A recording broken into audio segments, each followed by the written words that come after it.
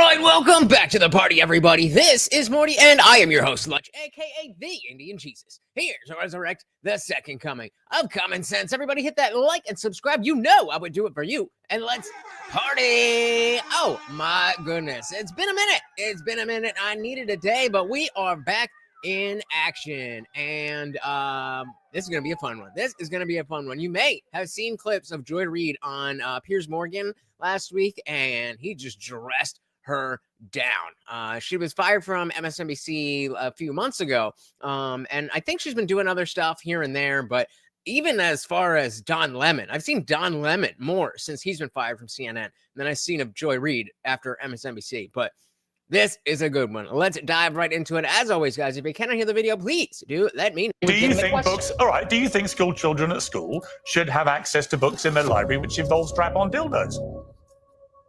If the person is brown, they need to be rounded up and put into quote-unquote alligator Alcatraz, a concentration camp in Florida. Well, damn, Joy, that's racist. If the person is white, we let them start a business and become Elon Musk. Do you know how many people Barack Obama deported in 8 years? I don't know and don't care. Well, hang on. You don't know and you don't care. The majority were brown. Absolutely disingenuous argument, Piers, because this is your shtick. It was your shtick. It is your shtick, and everyone knows your shtick. People got bored with it. Have you watched Brokeback Mountain? No. Are you posting on your blog that you wouldn't watch Brokeback Mountain because you don't want to see two male characters having sex? Your words, not mine, Joy. And your point is? I've actually got Michael Knowles waiting in the wings. Great. Is there anything you'd like to say to it? All right. Shout out to our boy King Nirvana in the building. Welcome to the party. Very good to see you. I said, Mrs. Reid. Is she a Mrs.? I don't know. Either way, Mrs. Reid is a wonderful lady who would never grift and is always honest. Is she though? I don't think so. Welcome to the party, sir. Case is at war over the Epstein files, but hostilities have not ceased on the Democrat side either. This week, former President Obama told a DNC fundraiser that it's time to toughen up and stop whining, navel-gazing, and being in fetal positions. He urged Democrats to stand up for the things that you think are right. The problem, of course, is that Democrats don't agree on what they think is right. They are only united in saying that Trump is wrong. That point was illustrated in colorful language by former CNN host Chris Cuomo. I don't give a fuck how many likes you get on your comments by hating Trump, because it doesn't win the race. You get 42, 44%. That's what just happened. Trump sucks, doesn't win the race. My frustration is with you thinking you keep doing the same thing, which is just pound on this fucking guy, which is easy enough to do, but you don't win the race. It's almost like he makes it easy for you so that you continue going down this road. So now what you're doing is doubling down on Trump sucks by outrage and making your own MAGA. I don't think it's going to work for Democrats. Well, 8 months on from the election, it's not clear who is leading the opposition or which direction it will choose. There are the pragmatic centrists like Josh Shapiro and Pete Buttigieg, who are socially liberal but hyper-focused on electability. And there are the radicals like AOC, Bernie Sanders, and Mamdani, who want to burn it all down and start again. Many people, myself included, saw Trump's victory as a culmination of a huge backlash to identity politics and its unhealthy obsession with racial justice, woke activism, and demonizing opponents. Many people, including myself, saw Joy Reid as a strident advocate for identity politics, exhibiting an unhealthy obsession with racial justice, woke activism, and demonizing opponents. But she can respond to that because Joy Reid, who hosts the Joy Reid Show on YouTube, joins me now. Joy Reid, welcome to... Did not know there was such thing as the Joy Reid Show on YouTube. Uncensored. Piers, thank you for having me. Well, we've never met, I don't think. We've never spoken to each other. I think we've locked horns a little bit on social media in the past. I think I'm blocked by you on X. I can't remember what crime I committed, but probably Trump-related. Just first of all, what Barack Obama has said and what Chris Cuomo said there, has that given you pause for thoughts about what the Democrats should now do? Because it's all very well just shrieking constantly about how evil Trump is, but it clearly hasn't worked now twice. You know, the fact that the guy went away for 4 years and then came back and won again was an utter repudiation of the tactics to beat him, wasn't it? And I think it's even stronger that, like, it's one thing to vote him out of office. Okay, that says, you know, you had a term, we don't like you, we want somebody else. But to then see a Biden term and then be like, okay, it was bad, but not this bad. Well, first of all, I'll say I have not blocked you on X Twitter because I haven't been on X Twitter since Elon Musk acquired it. I actually left the platform, so there might be someone posing as me who's blocked you. So I think it was prior to Elon's purchase. Hold on. Okay. All right. Well, so this is an interesting conversation. Hold on a second. You realize that this is the same thing that she said about her blog post. It was in the cold open about not liking gays and Brokeback Mountain and all that stuff. And she says, "Well, that wasn't me. Somebody hacked me." Now she's using the same exact line. Nirvana said, "Toe the line, even when only online." She's a real soldier. I mean, we've got a real fan in the building. To Elon's purchase. So yeah. Wait. I'll say I have not blocked you on X Twitter because I haven't been on X Twitter since Elon Musk acquired it. I actually left the platform, so there might be someone posing as me who's blocked you. So I think. So first of all, that's bullshit. And second of all, that just means that you blocked him earlier. It was prior to Elon's purchase. Oh, okay. All right. Well, so this is an interesting conversation because there is no one. What's an interesting conversation? All he said was that you blocked him. Who is more obsessed with racial identity politics than Donald Trump. He ran.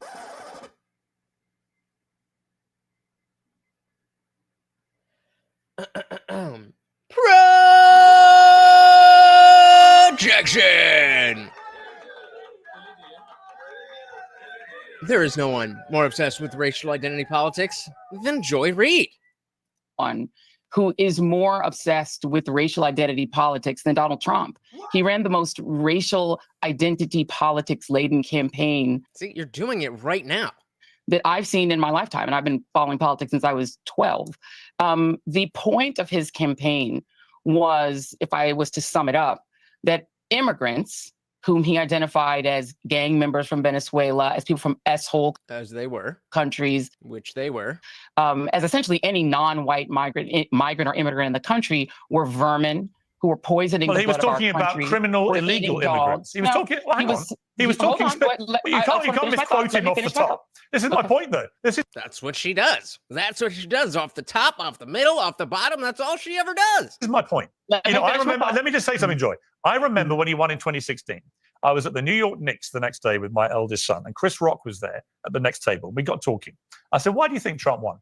And he said, "You know why?" He said, "If someone's murdered 8 people, stop going around saying he's murdered 9. And he didn't mean Trump had actually murdered anyone. What he meant was, there's plenty to criticize Trump about. I've done it myself many times.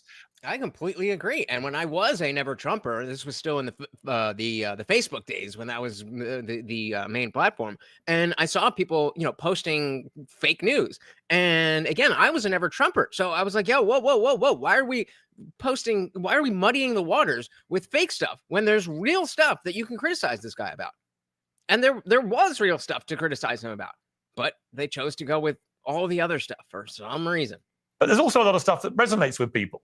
And I think it's the over-exaggeration, the over-demonization of Trump is part of the problem. And your characterization of his depiction of immigrants, you said the word immigrants. Actually, what he was talking about repeatedly on his stump were criminals who happened to be illegal immigrants. In his rallies was specifically illegal immigrants who come in illegally, who are criminals, who are already convicted criminals who've come into America across the southern border in huge numbers, who are criminals. He wasn't talking about non-criminal immigrants, as you tried to put it there. So there is a difference. False.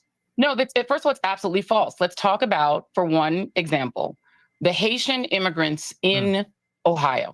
They're eating the dogs. These are people who were in the country on a legitimate visa, who were actually improving that community by taking jobs desperately, where people desperately needed to hire and did not have any, enough American-born employees. And they were hiring these folks. They were taking badly needed jobs. They were improving the community economically. He accused them of eating people's cats and dogs. So actually what happened was, during the debate, he said that they are reporting that people were eating dogs and cats, which absolutely happened. And it turned out not to be true, but those reports were real reports. So him just reading the news is not fake news, unless you, as part of the media, are pushing some bullshit. Shout out to IndieVim. Welcome to the party, such as culturally appropriating Jean-Luc Picard. Well, I mean, if that was her worst crime, then we'd be all right. Okay, so did you see the Channel 5 did a 3-hour interview with Hunter Biden? No, I did not see that. Probably sucked going through that without crack. I mean, they probably took a little crack break, but it's Hunter Biden. They'll do that. But I gotta check that out. I have not seen that. Community economically, he accused them of eating people's cats and dogs. He characterized them as if they were animals. These are people who his own administration had allowed into the country on a legitimate visa. And I agree with you. First of all, I'll stop. Let me just I agree with you. So his all-encompassing term about immigrants being vermin and poisoning the blood of the country was all-encompassing because it included them. And in his mind, it included anyone who he said came from an S-hole country, meaning if you came from Nigeria, if you came shithole from the Gabon, if you came from Gabon is a shithole. Any country in Africa, he in a blanketed way depicted immigrants again with Nazi terminology, vermin. Well, let's leave. There it is. I was wondering how long it was going to take for us to get to Nazi and Hitler, and it took us 7 minutes and 2 seconds, and that includes the cold open. They have one trick. The blood of our country. You know what? Whenever people let me. Yeah, but Joy, whenever it's taking you what? It's taking you 4 minutes, and you've called him a Nazi already. Come on. But now, what we're seeing are masked federal agents sweeping up cooks, abuelas, people who work on farms. Do they have the right to be here? Okay, then what are we complaining about?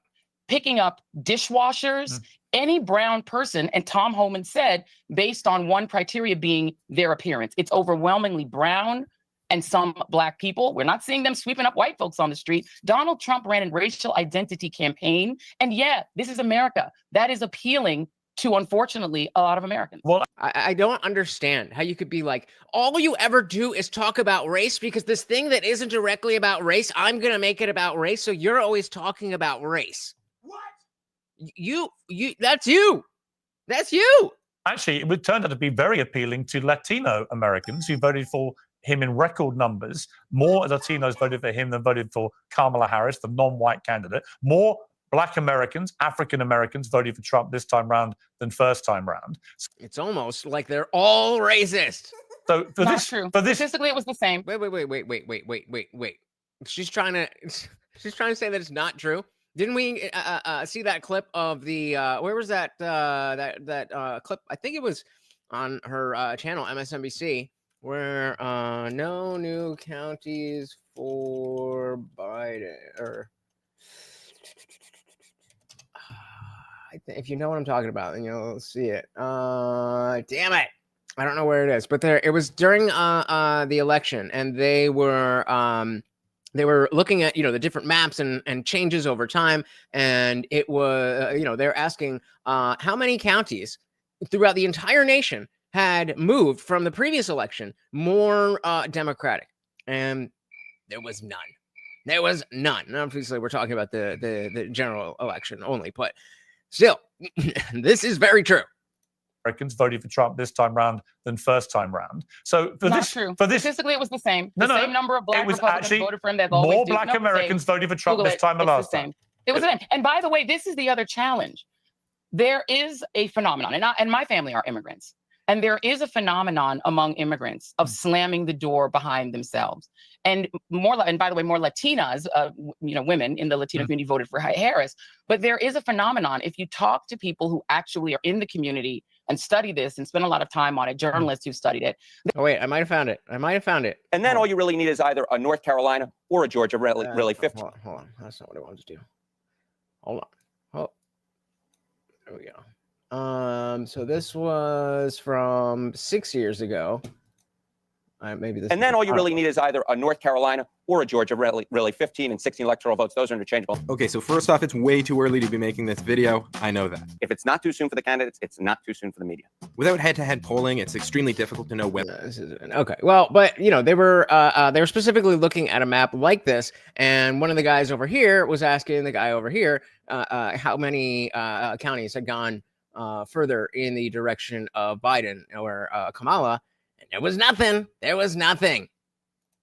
If it's not people who actually are in the community and study this and spend a lot of time on it, journalists who studied it, there are a lot of Latinos who want so badly to identify with Americanness that they identify against fellow immigrants. That is not a new thing. No, maybe There they is a weren't Latino who's the identifying. head of Maybe the they weren't Proud identifying. Boys. But Joy, So Joy thinks that, okay, I am an immigrant and I came here legally, and I want other people to be able to come here illegally. But if my secret vote that nobody knows about doesn't go along with the other people who are against my beliefs, then they won't like me. What?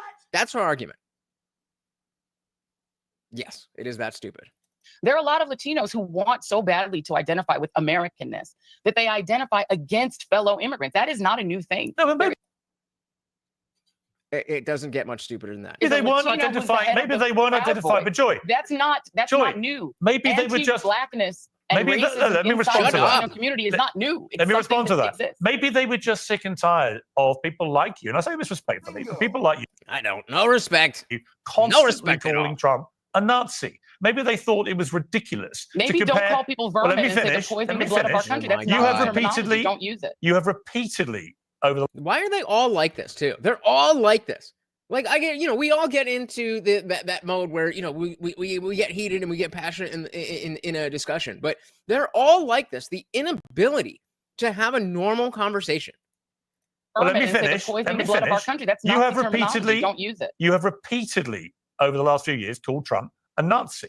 Now, the Nazis were the most despicable, awful human beings we've seen in 1,000 years. Why does that make you smile? Why are you smiling at that?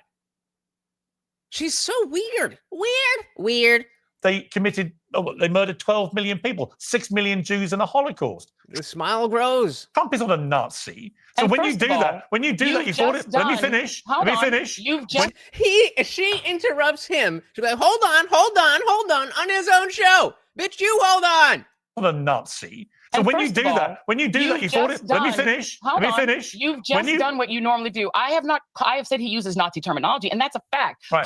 Saying people are poisoning the blood of our country, Hmm. that is Nazi talk. That Are they though? Nazis wore shoes too. Oh my God, Trump wears shoes. is what I've said about Trump. I will stand by it, because if you're calling people Okay. vermin and saying that they're poisoning the blood of our country, you are Are they though? lifting language out of the Nazi playbook. That is very different from saying that Donald Trump is perpetrating a Holocaust such as in the 1930s. Right. But what he is doing is straight fascism. That's not me saying it. Mark Milley, his former Joint Chiefs of Staff chair, Yeah. said that he is a fascist to the core. His Okay. former chief of staff says he's a fascist. And the things he's doing, masked men snatching people off the street, not even showing any identification as law enforcement. Let me ask you a Masked question. men dragging women, Let me ask you a men, question. children into vans, fascism. You've made this Straight point. up. I will stand by that any day. Let me ask you a question about immigration. It's a very interesting topic at the moment, as you rightly observe. So my view, for what it's worth, as somebody who is an exceptional alien, is how it's described on my visa to the United States, but I have a home in Los Angeles, and I love America. I've lived and worked there Yeah. for 20 years. My view is that most Americans, I think instinctively, do not have a problem with the principle of deporting undocumented workers who commit crimes in the United States. Brown American here. Agreed. Would you have a problem with that as a policy? As a policy, if people get a hearing and they go through a process, sure. But Okay. that is not what's happening. No, I'm going to come to the next bit. Hold on, that is not what's Joy, happening. I'm going to finish here. my point. It's not what's happening. I wanted to see what you were prepared to agree with me about, because I think it's healthy to the debate, right? Tell me you don't see the Dean and Parkerness in her.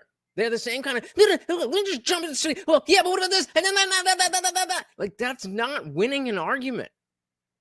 You're just virtue signaling to the people who already agree with you. So we both agree about that, which is good. Now, I don't think that they should have pressed the button on deporting as many illegal immigrants who are there undocumented, but who've not committed crimes in the way that they're currently doing. That they should have sorted, first of all, people who are in the country illegally who commit crimes and deported them. Everyone would agree with it. But I agree with you. The wholesale pulling of people off the street who may have been in America for many years, got families in America who pay taxes in America. You only have to talk to farmers to understand the devastating impact this may have. So on that, I would agree with you. But I also think that... All right, so I could do a chair react, but give me 2 seconds. I just got to unlock my door real quick.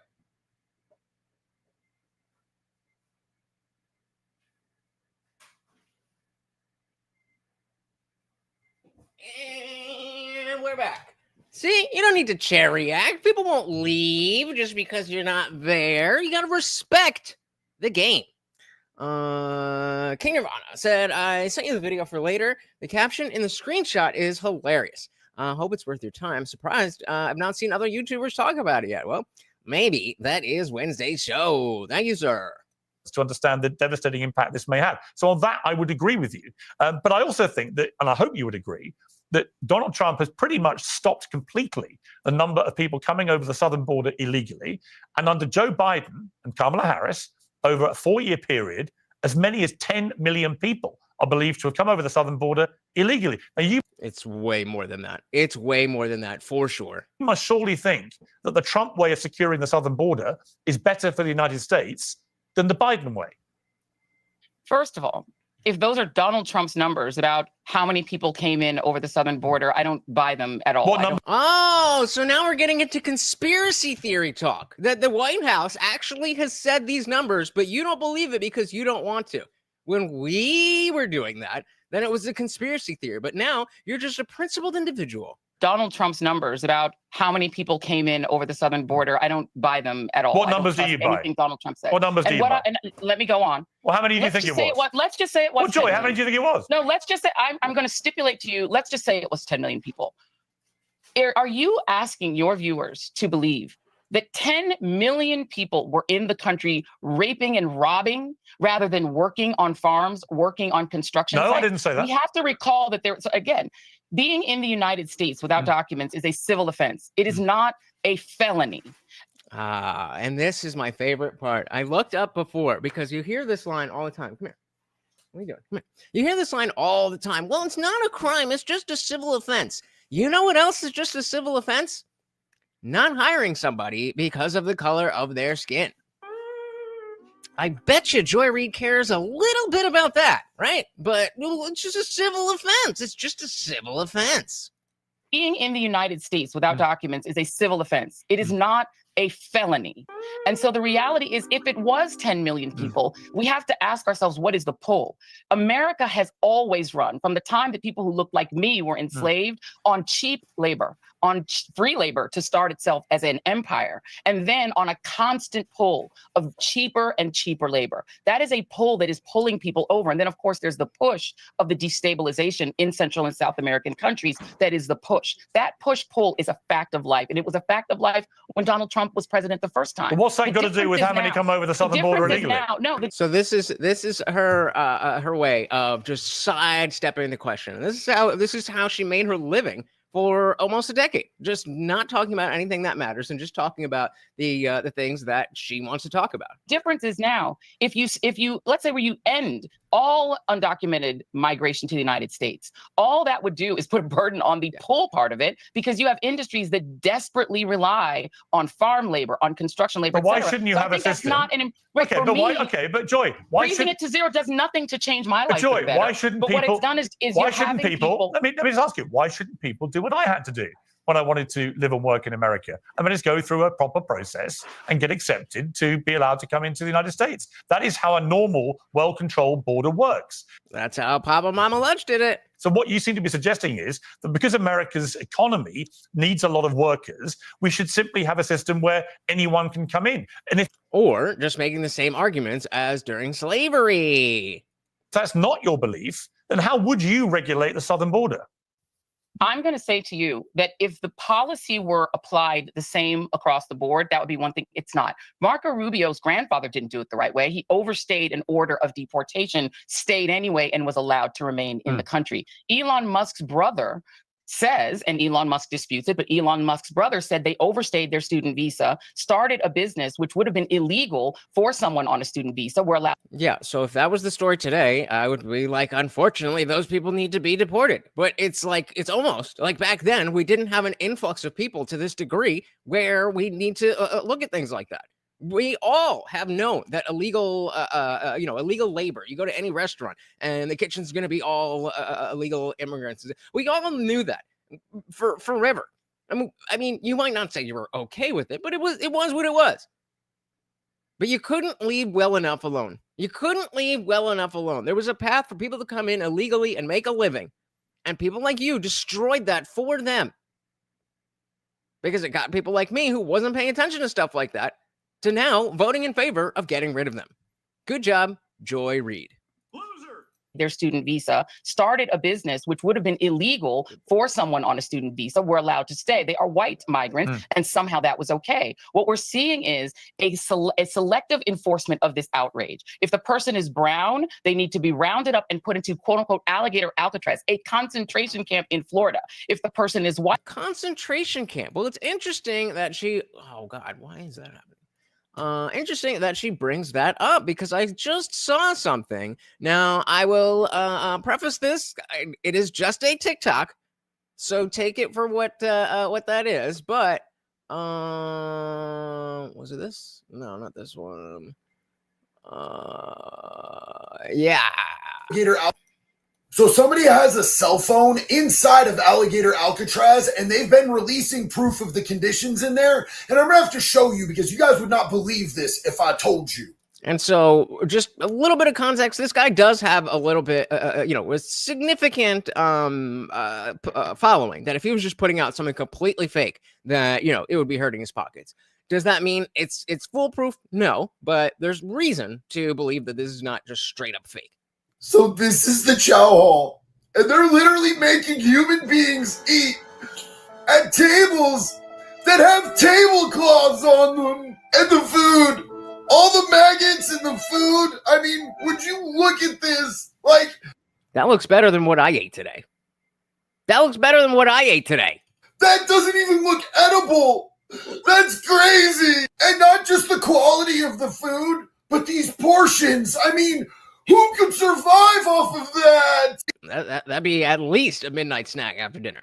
Meanwhile, if you're an American citizen and you're sitting in county jail waiting on your due process, or you're doing your sentence in prison, they could be feeding you like this, or whatever in the hell this is. Or this one. I've eaten this one many times. And y'all fell for this and got all up in your pretty pig feelings and started calling this Alligator Auschwitz because people with an agenda sold you a narrative and you're weak-minded.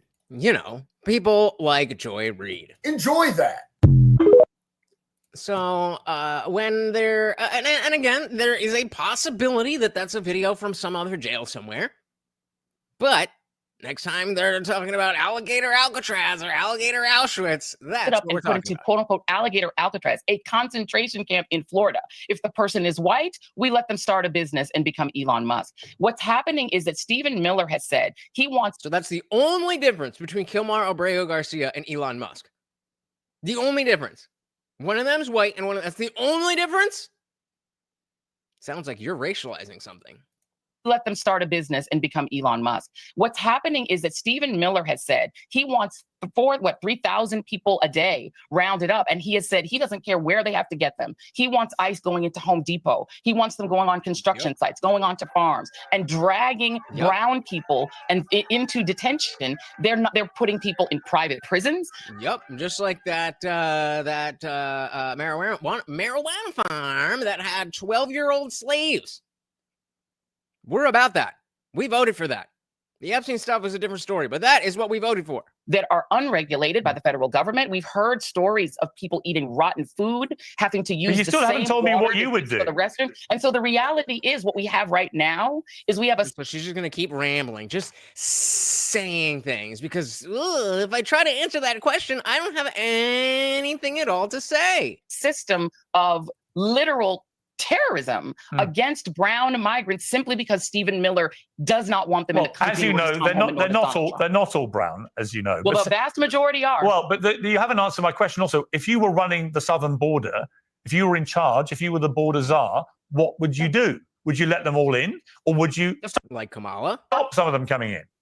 The first thing that I would do is to look at some of the actual legislation that's been put on the table before. You have a very small number of immigration judges who deal with people who are presenting themselves for asylum, which... Yeah, because there never used to be an influx of people who weren't actually seeking asylum, just saying asylum, asylum, asylum. So the number of judges that we had was relevant to the people coming here actually seeking asylum. When your favorite party, the Biden administration, decided, hey guys, guess what? There's this loophole. You can just say asylum and they'll let you right in.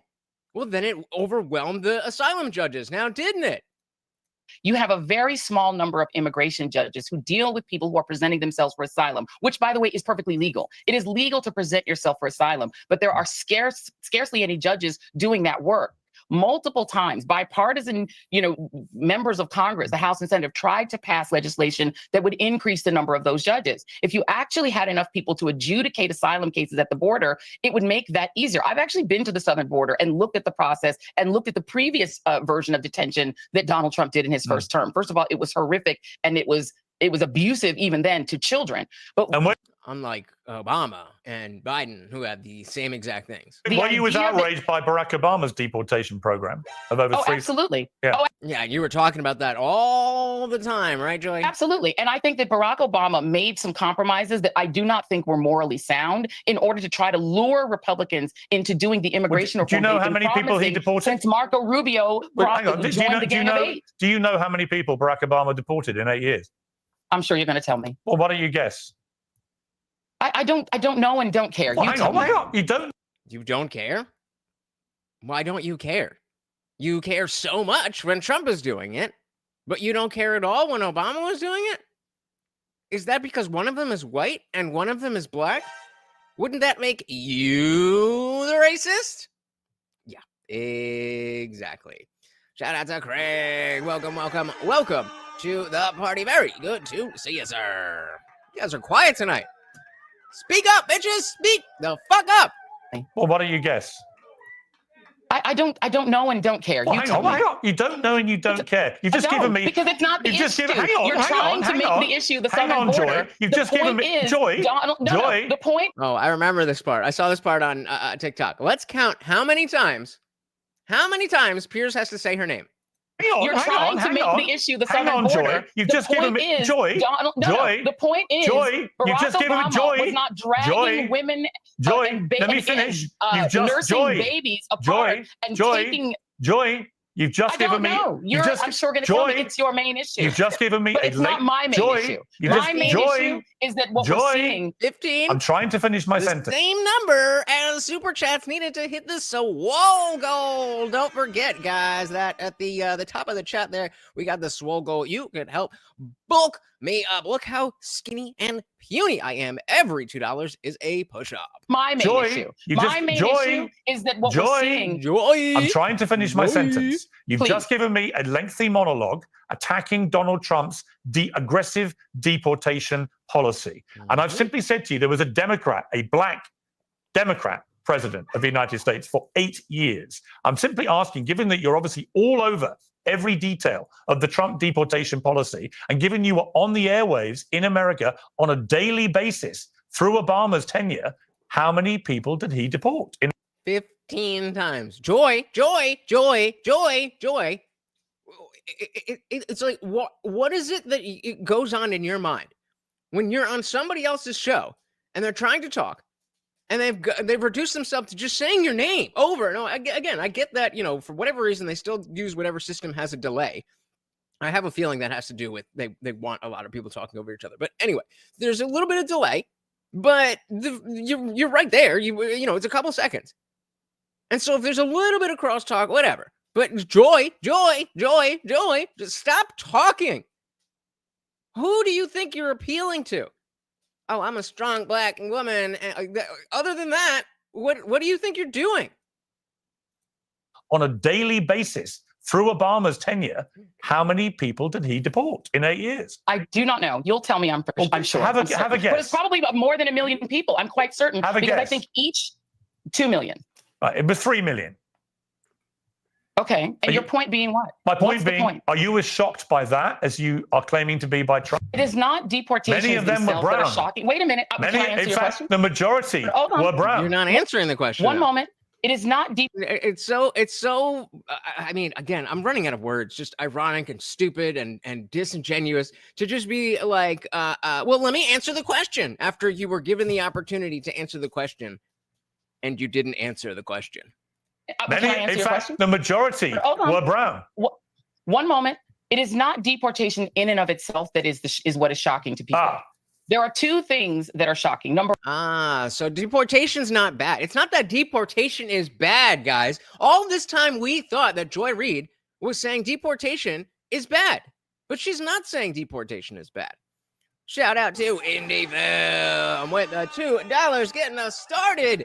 Said, I'm just a kid with a dream. Aren't we all? Aren't we all? Of course, every donation comes with a treat for Morty. Thank you so very, very much, sir. Of course, that makes you the new sponsor of the stream, getting us started on that swole goal. Remember, guys, a 15 super chats or donations of any amount or a $50 total gets me on the floor doing push-ups, and I need it. Thank you so very, very much, sir. In and of itself, that is what is shocking to people. There are two things that are shocking. Number one, well, I'll do three. One, it is not deportation to render someone to a third-party country they have no connection to. I agree. Rendering people. I agree. Well, I mean, it is, but what do you call it? To El Salvador is shocking. And that's why he's coming back. That was not done by Biden. That's why that guy's coming back. Done by George W. Bush. All right. So that is shocking. Yeah. Number two. That's why a little flex, a little humble brag. 25 months, over 2 years as a disciple. Shout out to Indie Film. I actually think there's somebody else who signed up before you. I'm pretty sure there was. I don't remember exactly who it was, but either way, 25 months. Dilly to you, sir. Big shout out to all of the disciples. Biden, that's why that guy's coming back. By George W. Bush. All right. So that is shocking. Yeah. Number two, that's why deporting people with deporting. Well, that's only one person. They deported more than 200 the case you're talking about. He's come back to that gulag. Yes, they deported more than 200 people. 70% of whom CBS has determined had no criminal record. But why whatsoever. are you changing the subject from Obama's deportation policy? I'm telling you, shifting the goalposts. The three things that are shocking are not deportations themselves. It's deporting people. Number one, to third-party countries like the Sudan, where they have no ties whatsoever, simply for the cruelty of doing it. Essentially, then why didn't you bring that up instead of talking about, oh, Trump is so racist? Why didn't you bring that up? How come only when you're actually pressed and what you said originally doesn't fucking make any sense that you're talking about this? Why didn't you bring up, well, I understand that we need to have a border. I understand that, there's people who don't belong here, and some of them may be criminals, and we need to get rid of them. And unfortunately, a lot of them may be brown and black people. But the issue here is not that we're deporting people. It's that, we're sending them to... You didn't say any of that. And that makes me think you're bullshitting. Shout out to Lockbark. Welcome to the party. Very good to see ya. It is going quite well. How about yourself? Welcome. The Sudan, where they have no ties whatsoever, simply for the cruelty of doing it, essentially paying third-party countries. Yeah, just for the cruelty of doing it. We all voted to spend a shit ton of tax dollars to just ship brown people around the world for funsies. That's it, for funsies. About your response to Obama. Obama deported more people than any president in American history. If someone receives... I think we all do. Did you, Lockbark, were you here for the 15 times?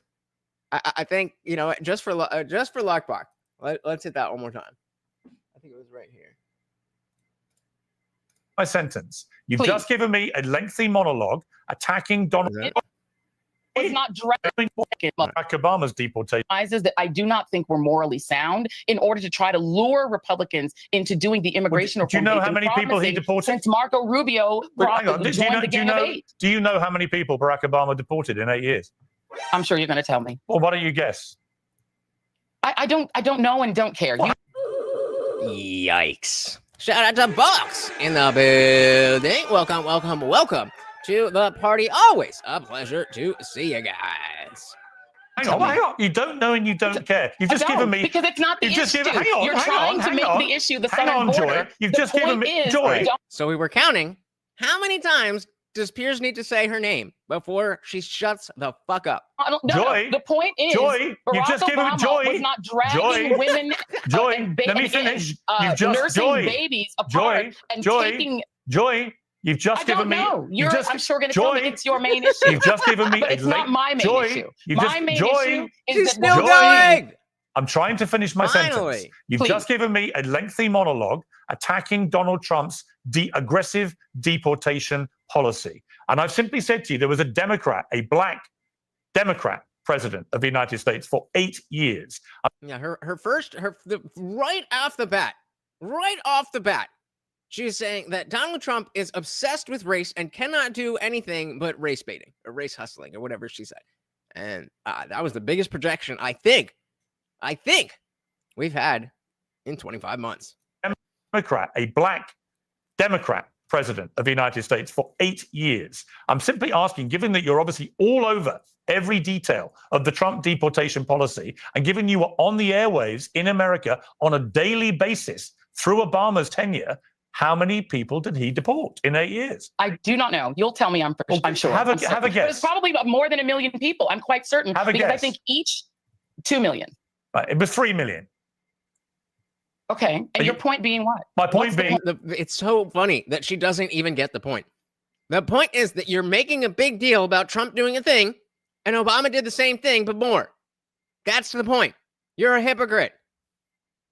are you as shocked by that as you are claiming to be by Trump? It is not deportations Many of them were themselves that are brown. shocking. Wait a minute. I'm Many, trying to answer in your fact, question. the majority Hold on. were brown. One moment. Hers is extra creepy. Why is that? Why? Because I mean, I try. I have friends with lazy eyes, and or I mean, I don't know if we call them friends, like coworkers, but it's so off-putting. It's so weird. What makes hers extra creepy? Wait a minute. Can I answer In your fact, question? the majority were brown. One moment. It is not deportation in and of itself that is what is shocking to people. So all of this time we've been talking about deportation and Trump and how it's racist to deport these people, but it's not about deportation. Deportation's not actually bad. Oh, okay. All right, cool. There are two things that are shocking. Number one, well, I'll do three. One, it is not deportation to render someone to a third-party country they have no connection to. I agree. Rendering people to El Salvador is shocking. And that's why he's coming back. That was not done by Biden. That's why that guy's coming back. Done by George W. Bush. All right, so that. I don't know where my mod's at, but if you guys could do me a huge favor and hit that like button, it is free, it is easy, and it helps out the channel so very, very much. Thank you. Thank you very much. That is shocking. Yeah. Number two, that's why he came back. Deporting, well, that's only one person. They deported more than 200 people. The case we're talking about, he's come back. To that gulag. Yes, but they deported more than 200 people, 70% of whom CBS has determined had no criminal record whatsoever. whatsoever. Are you changing the... And since we got a few people who just joined, let's go back. So somebody has a cell phone inside of Alligator Alcatraz, and they've been releasing proof of the conditions in there. And I'm gonna have to show you because you guys would not believe this if I told you. I don't know if you guys are ready for this. It is bad. It is really, really bad in Alligator Alcatraz. So this is the chow hall, and they're literally making human beings eat at tables that have tablecloths on them. All right, so this is the proof. This is the proof. Box doesn't like this guy, so we know that this is somebody we can trust. Okay. At tables that have tablecloths on them, and the food. All the maggots in the food. I mean, would you look at this? Like, that doesn't even look edible. That's crazy. And not just the quality of the food, but these portions. I mean, who could survive off of that? Meanwhile, if you're an American citizen and you're sitting in county jail waiting on your due process, or you're doing your sentence in prison, they could be feeding you like this, or whatever in the hell this is. Or this one. I've eaten this one many times. And y'all fell for this and got all up in your pretty pig feelings and started calling this Alligator Auschwitz because people with an agenda sold you a narrative and you're weak-minded. Enjoy that. Yeah. So again, as I said before, it is just some random TikTok, but that guy does have a legitimate following that he would be, it would not be good if he was putting out pictures of some random prison that somebody's been in and could identify, and he was calling it Alligator Alcatraz, and it wasn't really. So take it with a grain of salt. All right, let's dive right back in. Don't forget about them likes, guys. We only got 3 likes. They deported more than 200 people, 70% of whom CBS has determined had no criminal record whatsoever. whatsoever. Why are you changing the subject from Obama's deportation No, policy? I'm telling you, the 3 things that are shocking are not deportations themselves. It's deporting people, number one, to third-party countries like the Sudan, where they have no ties whatsoever, simply for the cruelty of doing it, essentially paying third-party countries. And again, if she had brought that up before she was caught into a corner of her own hypocrisy, then maybe I'd believe her. but I don't. About your response to Obama. Obama deported more people than any president in American history. If someone receives Piers, and so then my next question would be, did Obama ever deport anybody to a third-party country? In fact, let's do that. Why not? Did Obama ever deport, we'll just say someone, to a third-party country, or only to the country they came from? While we're doing that, Box says, I have a brother in federal prison right now doing 14 years. There are at least 5 better channels to cover prison-related topics. He's all about dropping the soap. Well, I mean, I'm not like into prison content. It just came up on my thing. All right. So, did Obama ever deport someone to a third-party country, or only to the country they came from? Yes. During the Obama administration, some individuals were deported to third-party countries, not just their country of origin. While the majority of deportations were to a person's home country, especially Mexico, El Salvador, Guatemala, and Honduras, there are documented cases where deportees were sent to third countries under certain conditions. So, you know, same. So, yet again, we have something. You're mad when Trump does it, but you don't care when Obama does it.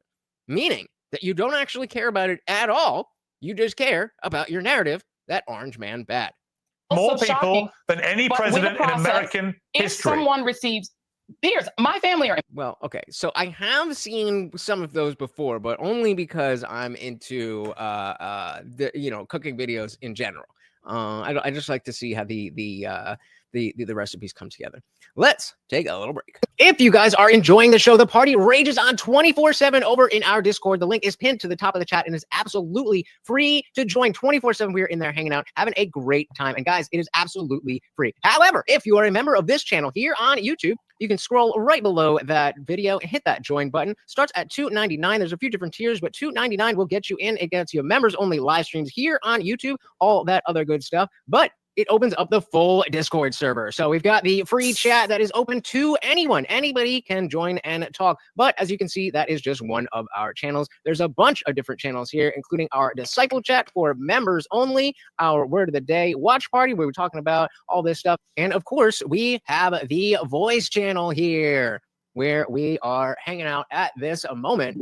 Shout out to everybody in the Discord server. Say hello and tell them to come and join.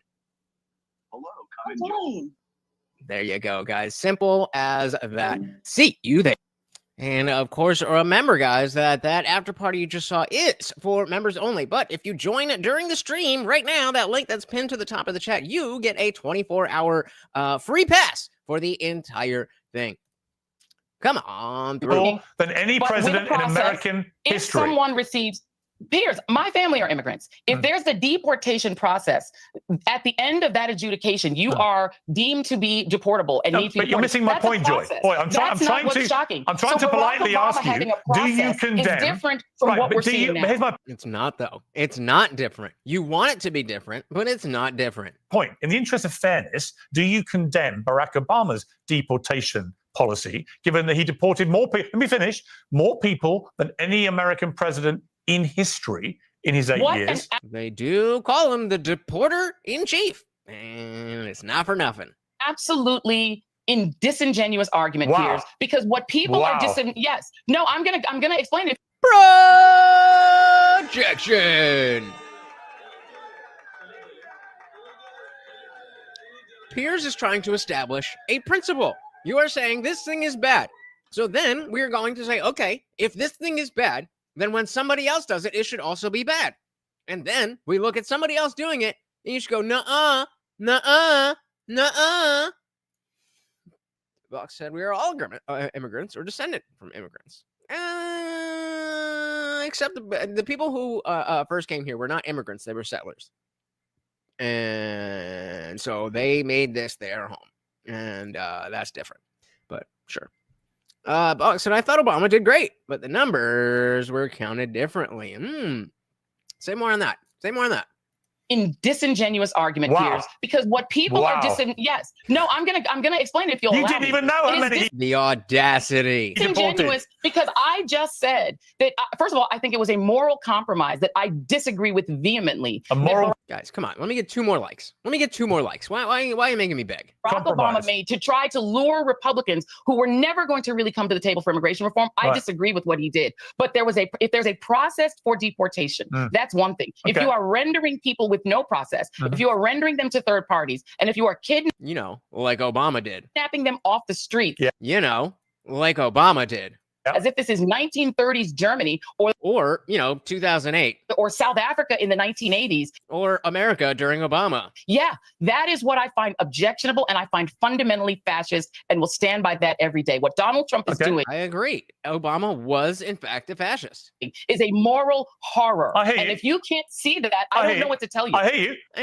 don't know what to tell you. If you can't see this emotional argument that I'm making and you don't agree with me, then I don't know what to tell you. Obviously, you don't know what to tell us because you've been telling us the same fucking shit over and over and over and over and over, and it's not landed with anybody except the same people who've been following you and watch the Joy Reid show.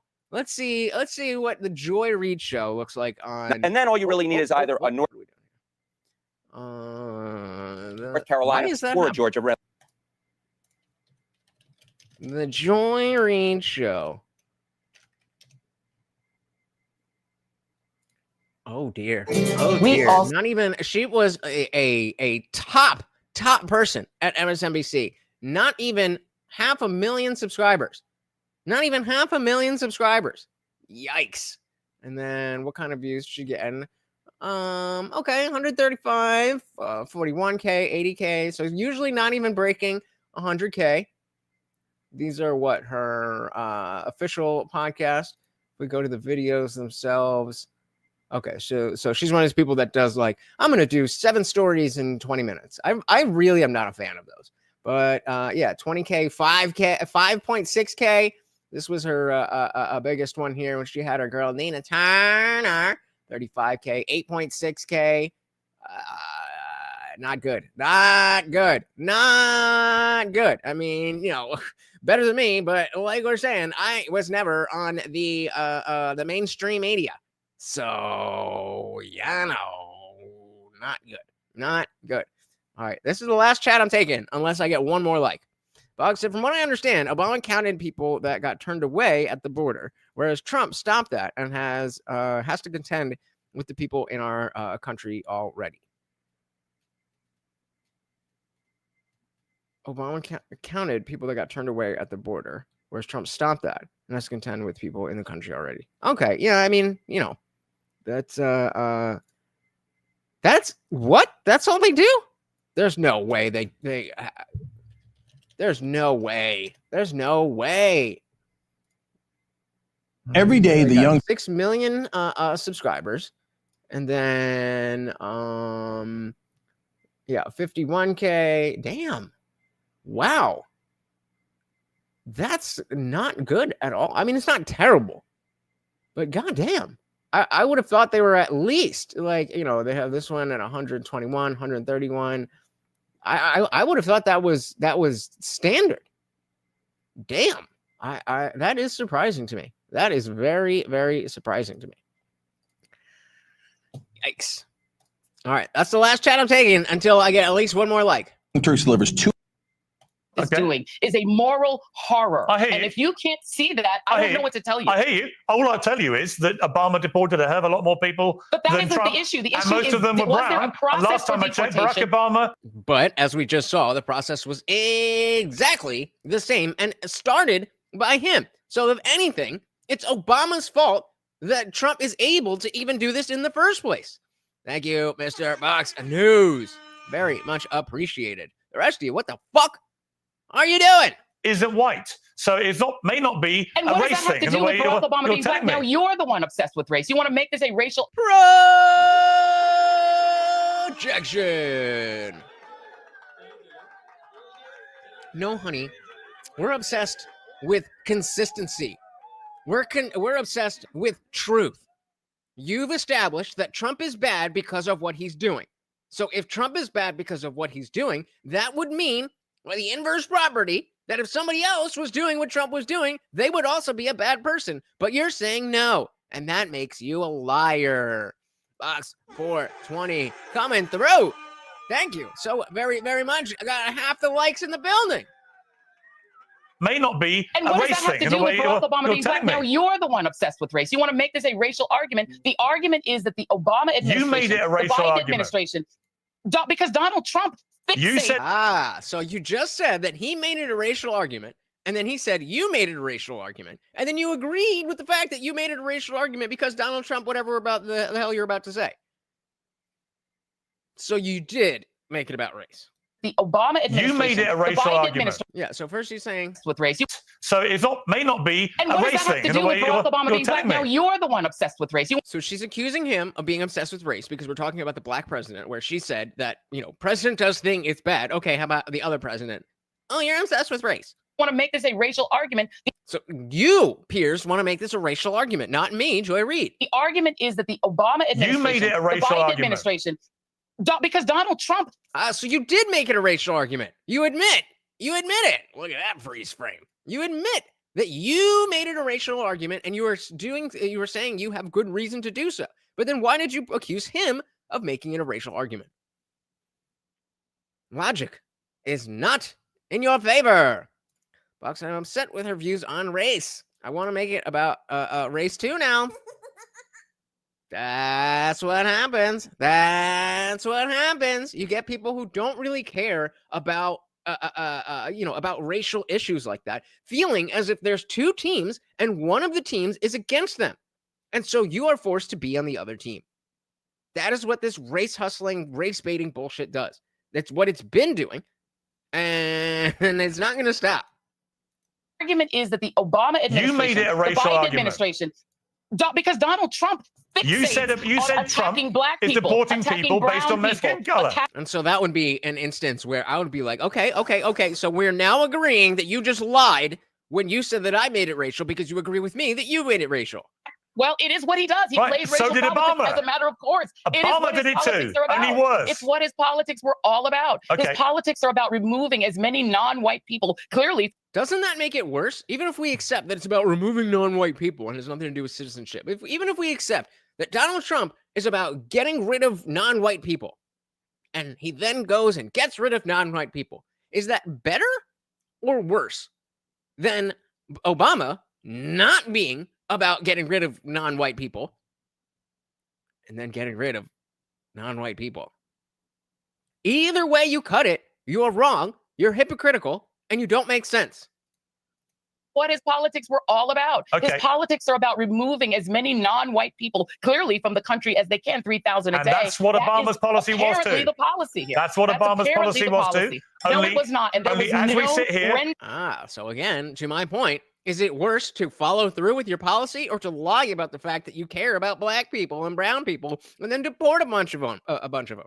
As we sit there was here- a process for deportation, and you know that it's materially as different. we sit here, Obama deported more people pro rata per year than Trump has How ever many done. did he And render Trump to a has ever third done. party? Trump has How ever many done. did he? Okay, let's ask. How, so we'll say, what was it? So before I asked, did Obama ever deport someone to a third party country? And said, yes, sometimes.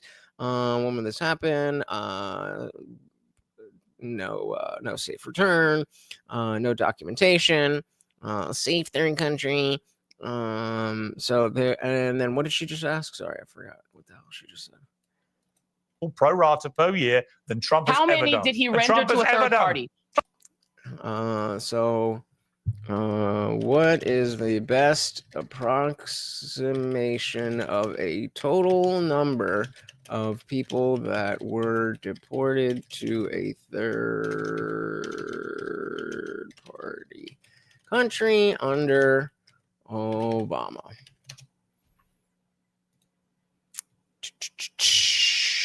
Box said race is species defined, typically differentiated by bones and physiological morphology, not skin colors.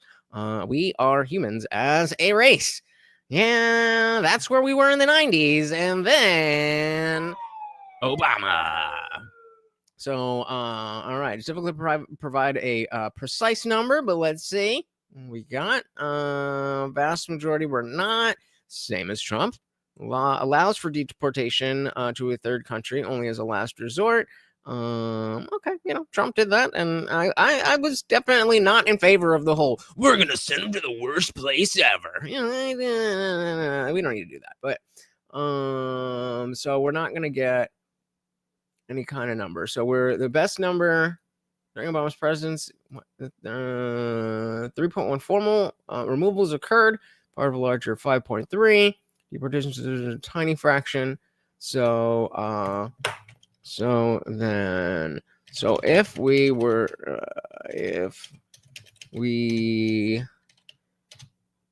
to compare the number of people deported to a third party country under Obama versus Trump, how would we calculate that? And who would have done it more? Not the best grammar, but it is what it is. The great question. Oh, thank you, ChatGPT. I do have great questions. Data scarcity and legal complexity make it hard, but we can approach it in a step-by-step way. First, what counts as a third-party country? So a third-party country deportation refers to when someone is removed to not to their country of citizenship or origin, but another country. With DHS and ICE, you need country by country, blah, blah, blah, blah, blah. Filter out 35, rely on that. Okay. Under Obama, very rare. Deportations usually were for, let's say, safety. Under Trump, more systematic attempts to deport to third countries. Got this from the 2019 and 2020, going to Guatemala, El Salvador, and Honduras. So, meaning that even before that ad came out, it was like, oh, the worst prison in El Salvador. They were already doing that. Give me the bottom line here. Okay. Trump deported more people to third-party countries than Obama, both in number and in systematic policy. What does that mean? Obama's removals to third party were sporadic and exception-based, while Trump created agreements to make it routine, and in some cases, especially for asylum seekers. Yeah. So I mean, there was more, but also more people. Yeah, it's all woke. It's all woke. But hey, that's from a time when woke meant a good thing. Remember? You love to remind me of that. All right, diving back in. How many did he render to a third party? So not as many as Trump, but again, Trump has ran on the fact that he wants to get rid of these people, and we voted him in specifically because we want to get rid of these people, whereas Obama ran on hope and love and change and truth and this and that, and still did the same thing. Because what he's also doing You're is outraged by Trump, but you're not outraged by Obama. I'm absolutely outraged by fascism and by snatching people Obama off the wasn't a streets. fascist. No process. Look at the bait and switch. The bait and switch. I mean, hey, that was good. That was good. You got to give it up. You got to give it up. Good job, Joy Reid. Good job, Joy Reid. You might have missed it. Let's hear it again. Third party. Because what he's also doing is outraged. So now Piers is saying you're outraged by what Trump is doing, but you're not outraged by what Obama's doing. By Trump, but you're not outraged by Obama. And listen to the response. This is brilliant. This is brilliant. I think she may be too stupid to have done it on purpose, but either way, it is brilliant. So again, party. Because what he's also doing you're is outraged by Trump, but you're not outraged by Obama. I'm absolutely outraged by fascism and by snatching people Obama. I'm outraged by fascism. Where did that come from? But you got a whole bunch of people that are watching. It's like, yes, queen. Oh my God, we hate that fascism. You told him. What are you talking about? Obama wasn't a fascist. No process. He's not. Absolutely, I'm because Obama's got brown skin, he's not a fascist. Is that your policy? Well, that's your simplistic, racialized way of looking at it. Because yours about you're Trump. Doing on the show. Yep, that's what you've laid out here. Of course it is. No, mine is about fascism. I want to move on. Trump is acting I don't want to spend the whole time talking about this. Person that behaves the way he does, trying to take people's citizenship away, denaturalizing. We got some clips. We got some clips, baby. It's gonna get fun. Idi Amin behavior. There's a black fascist that you can compare it to. Let's move on to. I want to just play a clip of when you lost your job at MSNBC. That's what it is. My show had value. And that what I was doing had value. All right, let's go back. I'll use Play a clip of when you lost your job at MSNBC. Let's watch this. my show had value. And Did it though? and that I'm sorry. That what I was doing had value. Had value. And in the end, I'm sorry, I try not to cry on TV. And I think whether it's You're not on TV, sweetie. You're not on TV. You online. This is after you got. Oh man, you're not on TV. value. Had value. And in the end, I'm sorry, I try not to cry on TV. And I think whether it's talking about any of these issues, and yes, whether it's talking about Gaza and the fact that we as the American people have a right to object, to little babies being bombed. And I am not sorry that I stood up for those things, because those things are of God. And you know, I'm a church girl too. And All right, so you heard it here first. It's because of God that Joy Reid got fired. those are the things that I was taught were of God. And so I mean, I don't believe in God, but if I did, that's the kind of thing. I'd be like, yep, God was like, get the fuck out of here. I'm not sorry. I'm just proud of my show. Now, look, you're And you should not be. perfectly entitled to be proud of your show. Many people enjoyed your show for many years. You know, a lot of people at NBC None of them with IQ above 70. people enjoyed your show for many years. You know, a lot of people at NBC were briefing that the reason was declining ratings post the election, 47% decrease in your election, in ratings from pre-election. But you told Mark Lamont Hill on his show this. After I said on my show that the reason Americans could relate to Ukrainians in a way that they didn't relate to Palestinians, that Ukrainians are white. And so watching white people get their schools bombed was, you know, hit different. That hit our ratings. I mean, it definitely, we could see the loss of white viewers from that moment that I said that. Right. So they were like, we don't like the name calling. Piers, you just racialize everything. Just everything. And also I'm a black woman. So, I mean, I'm sure it makes him angrier, you know, when I say things. Oh, what was that? What was that comment here? So they were like, we don't like the name calling. And also I'm a black woman. So, I mean, I'm sure it makes him angry. Joy actively blocked black voices like Brianna Greyjoy from her show and the network because they refused to shuck and jive for Democrats. She needs to take some responsibility. Shout out to Beanville 25. Angrier, you know, when I say things. Maybe because I am a Global South person myself, you know what I mean? What? What does that mean? Global South? As a black person, we have a different empathy toward other Global South people when they are suffering. And so we're going to... I have to Google that. I have no idea what that means. Come on. Global South. The term Global South refers to a grouping of countries primarily in the Southern Hemisphere that are less affluent, often characterized by developing economies. It's not strictly a geographical designation, as some countries within the Global South are located in the Northern Hemisphere. Concept is more aligned with socioeconomic and political factors, reflecting. Okay, so what are we talking about? The term highlights disparities in wealth, development, political influence. The Global South often grapples with the legacy of colonialism. So more just woke bullshit. Got it.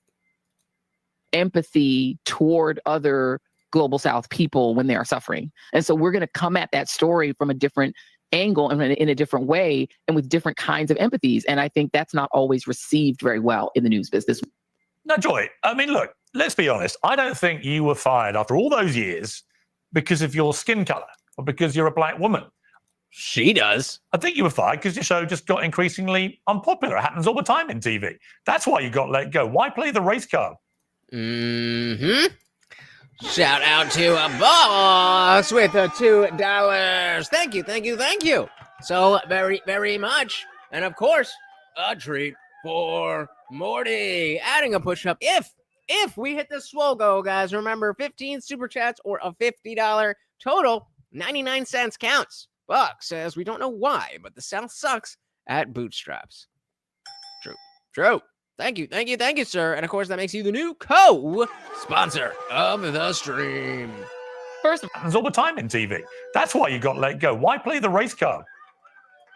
Because I need sympathy, and there's people who will buy it, so I'll just say whatever needs to be said. First of all, I love the fact that your play the race card is your version of the race card. You What? I mean, projection.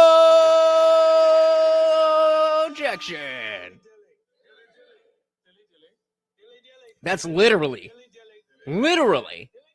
as boiled down as a projection can get. You just saw her play the race card and act like she got fired because she's black.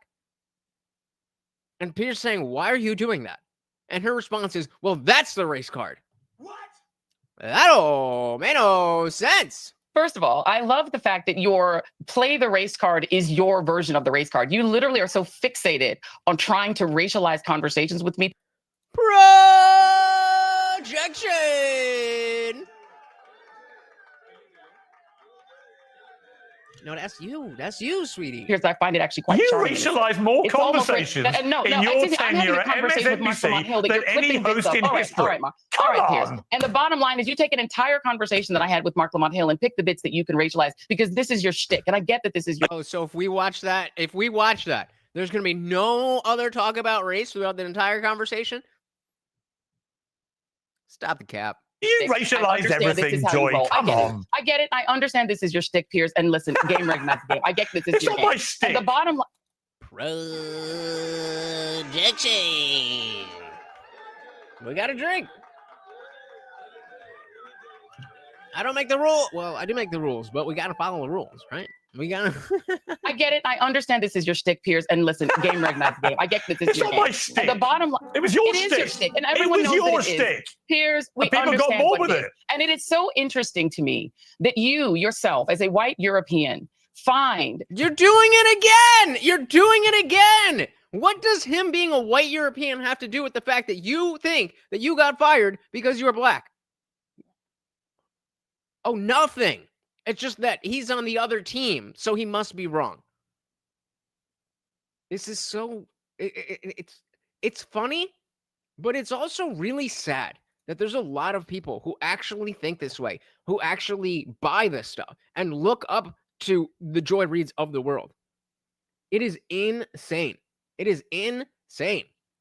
Shout out to Equality and Deference because vagina. Over on Rumble. Welcome to the party. Said liked and shared again, guys. Both of those things are very free and very easy to do and help the channel so very, very much. Even if you don't think anybody's going to click on the link that you share, that doesn't matter. Just by you telling YouTube, Rumble, X, wherever that you want more people to see it, they will show it to more people. Thank you, and welcome to the party. Well, I said, did this shit-slinging race whore just accuse someone else of racializing shit? Indeed, she did. Because race baiting is number one, but projection and semantic obfuscation are number two. Shout out to Dylan Soup. Welcome. So look, it's the black racist lady. Indeed it is. Welcome to the party, guys. Thank you for those likes. Very much appreciated. It's so interesting to me that you yourself, as a white European, find that when people of color talk about race, that you believe is racializing conversations. But when people like you fixate on, well, Barack Obama was a black president. Why Yeah, but the reason that we're focusing on that is because you racialize everything. So we're trying to demonstrate that fact that you are racializing everything. That you see one person who's white do a bad thing. It's like, oh my God, he's Hitler. But then you see a black person do that and you feel very differently. So we're trying to hone in on that hypocrisy.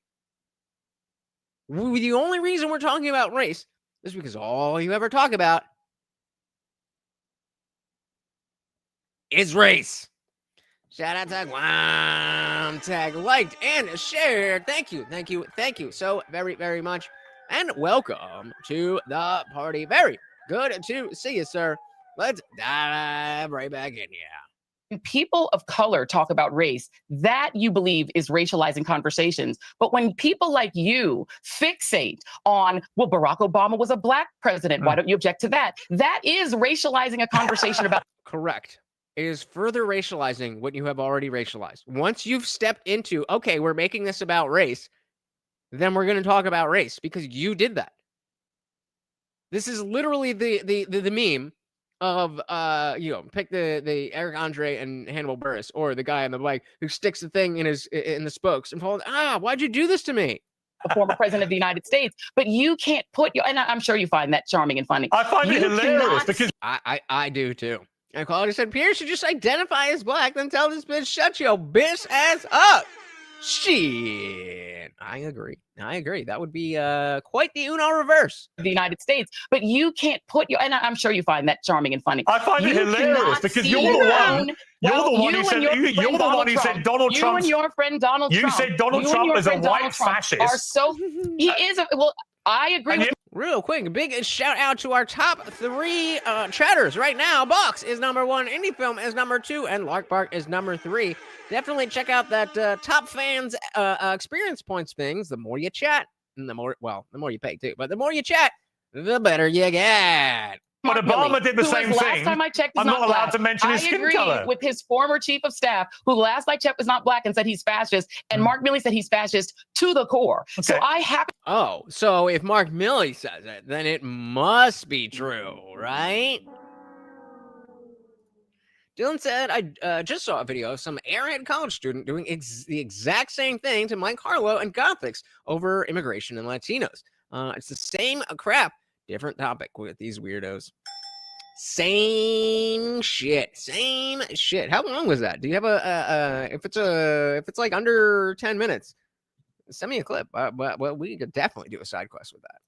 Last I checked was not black and said he's fascist. And Mark Milley said he's fascist to the core. Okay. So I happen to agree, and I know this is what it's important to you, with 2 very white gentlemen about Donald Trump's fascist tendencies. Okay. If that makes you sad and uncomfortable, I can't help you. No, it doesn't make me sad and uncomfortable. I think it makes you a little bit of a hypocrite, but that's remember, who was it? We were in the last stream. Was it Charlie Kirk, or I don't remember who it was. But when they were saying, whenever somebody jumps to trying to pin down your motive, instead of just addressing your points, they're woke. And so what does she say? Can't help you. No, it makes you, oh shit. About Donald Trump's fascist tendencies. Okay. If that makes you sad and uncomfortable. So she is now determining that he's sad and uncomfortable. When you go to motive, it's because you have nothing else to say. Can't help you. No, it doesn't make me sad and uncomfortable. I think it makes you a little bit of a hypocrite, but that's different. Now, President Trump reacted to your departure by saying, low-life chairman of Comcast, Brian Roberts, the owner of ratings-challenged NBC and MSNBC, has finally gotten the nerve up to fire one of the least talented people in television, the mentally obnoxious racist Joy Reid, based on her ratings, which were virtually non-existent. Should have been canned long ago, along with everyone else who works there. What's your... Yup. Shout out to Dietrich. Welcome to the party. So when they teach goblins like Joy how to argue, she missed the chapter on finesse. She just knows the 2 basic steps. 1, get offended and angry. And 2, say, nah, you. Pretty much. Welcome, sir. Ratings, which were virtually non-existent, should have been canned long ago, along with everyone else who works there. What's your response to that? It's fascinating to me that you think it's important that I care what Donald Trump says about me. Yeah, he's just the president of the United States. Why would we care what the president of the United States has to say? Cope harder, baby. Cope harder. It's a badge of honor. If he dislikes me, then I think I'm doing something right. This is like those people who go into Discord and they don't like it there, but they don't leave. They just try to be obnoxious so that they get banned. But, oh, you're going to ban me. And then they think they're cool for getting banned from a place, specifically like my Discord, where there are barely any rules. It is a completely free speech platform, and yet you got banned from it, and you think that makes you cool. Okay. I have zero respect for Donald Trump. And Goes both ways. Therefore, if he feels the same way about me, then the feelings are quite mutual. And I'm very, very proud of that and happy with it. Yes, Queen. You got him. Okay, I want to play a clip. This is you talking about you attacking parents. You spoke out about their concerns about gay and pedophilia pornography books being placed in school libraries. Yep. Remember the gay BCs. Not all boys are blue. D's nuts. The bluest eye. What was the other one? Oh, genderqueer. Those books. The question I'm asking is, what is the expertise that you have and other Moms for Liberty advocates have to decide that a book, an award-winning book like All Boys Aren't Blue, isn't appropriate? Who gave that an award? That's disgusting. For students to read. What a tragic story of a young man who's anally raped by his adult family member. So you have incest, rape, pedophilia. Joy, you said you'd let me answer, so Sure. I'm going to answer Please for you. In what context is a strap-on dildo acceptable for public school? That's my question to you. Tell me what the context around the strap-on dildo or the rape of a minor child by a teacher. Hold on a second. No, Wait, we're talking. So this is how you answer a question with a question. By having the answer be the same as the question that's being asked to you. So the question she's asking is, when is it or why is it not appropriate? Or when is it, what exactly was it? You let me answer. Raped. It's appropriate for to decide that. Yeah, how do you decide that this is not appropriate? And so the answer is in the form of a question. And I would say it's the same thing to decide when it's not okay to be talking about a strap-on dildo. So when do you think that talking about strap-on dildos is not okay for children? Then we can agree.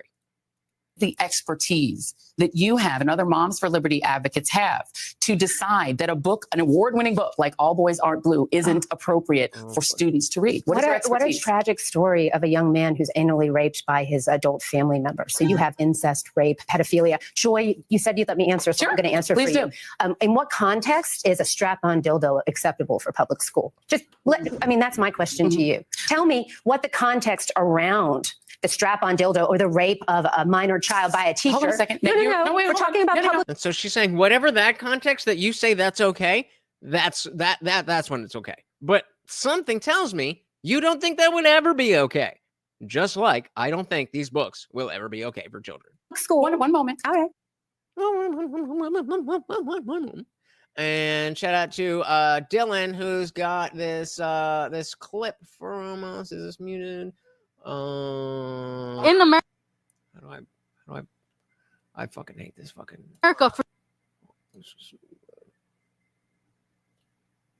has privilege when they have been oppressed for so much, and then that oppression has been ingrained in America for such a long time. So you saying that I'm not done. You saying that black people have privilege is a way for you to feel better about your white privilege. Yes, people have been oppressed. She's black. She's black. What are you talking about? Black people have been oppressed. White people have been oppressed. At some point, you're going to have to get over it and move forward. This is 2025. But it's hard to move forward when there's so many policies that are coming out that are affecting people of color. I'm not affected. You're not affected, but I am as a Latina. How? Specifically, how? I live in fear that my parents can be deported. Okay. Are they here?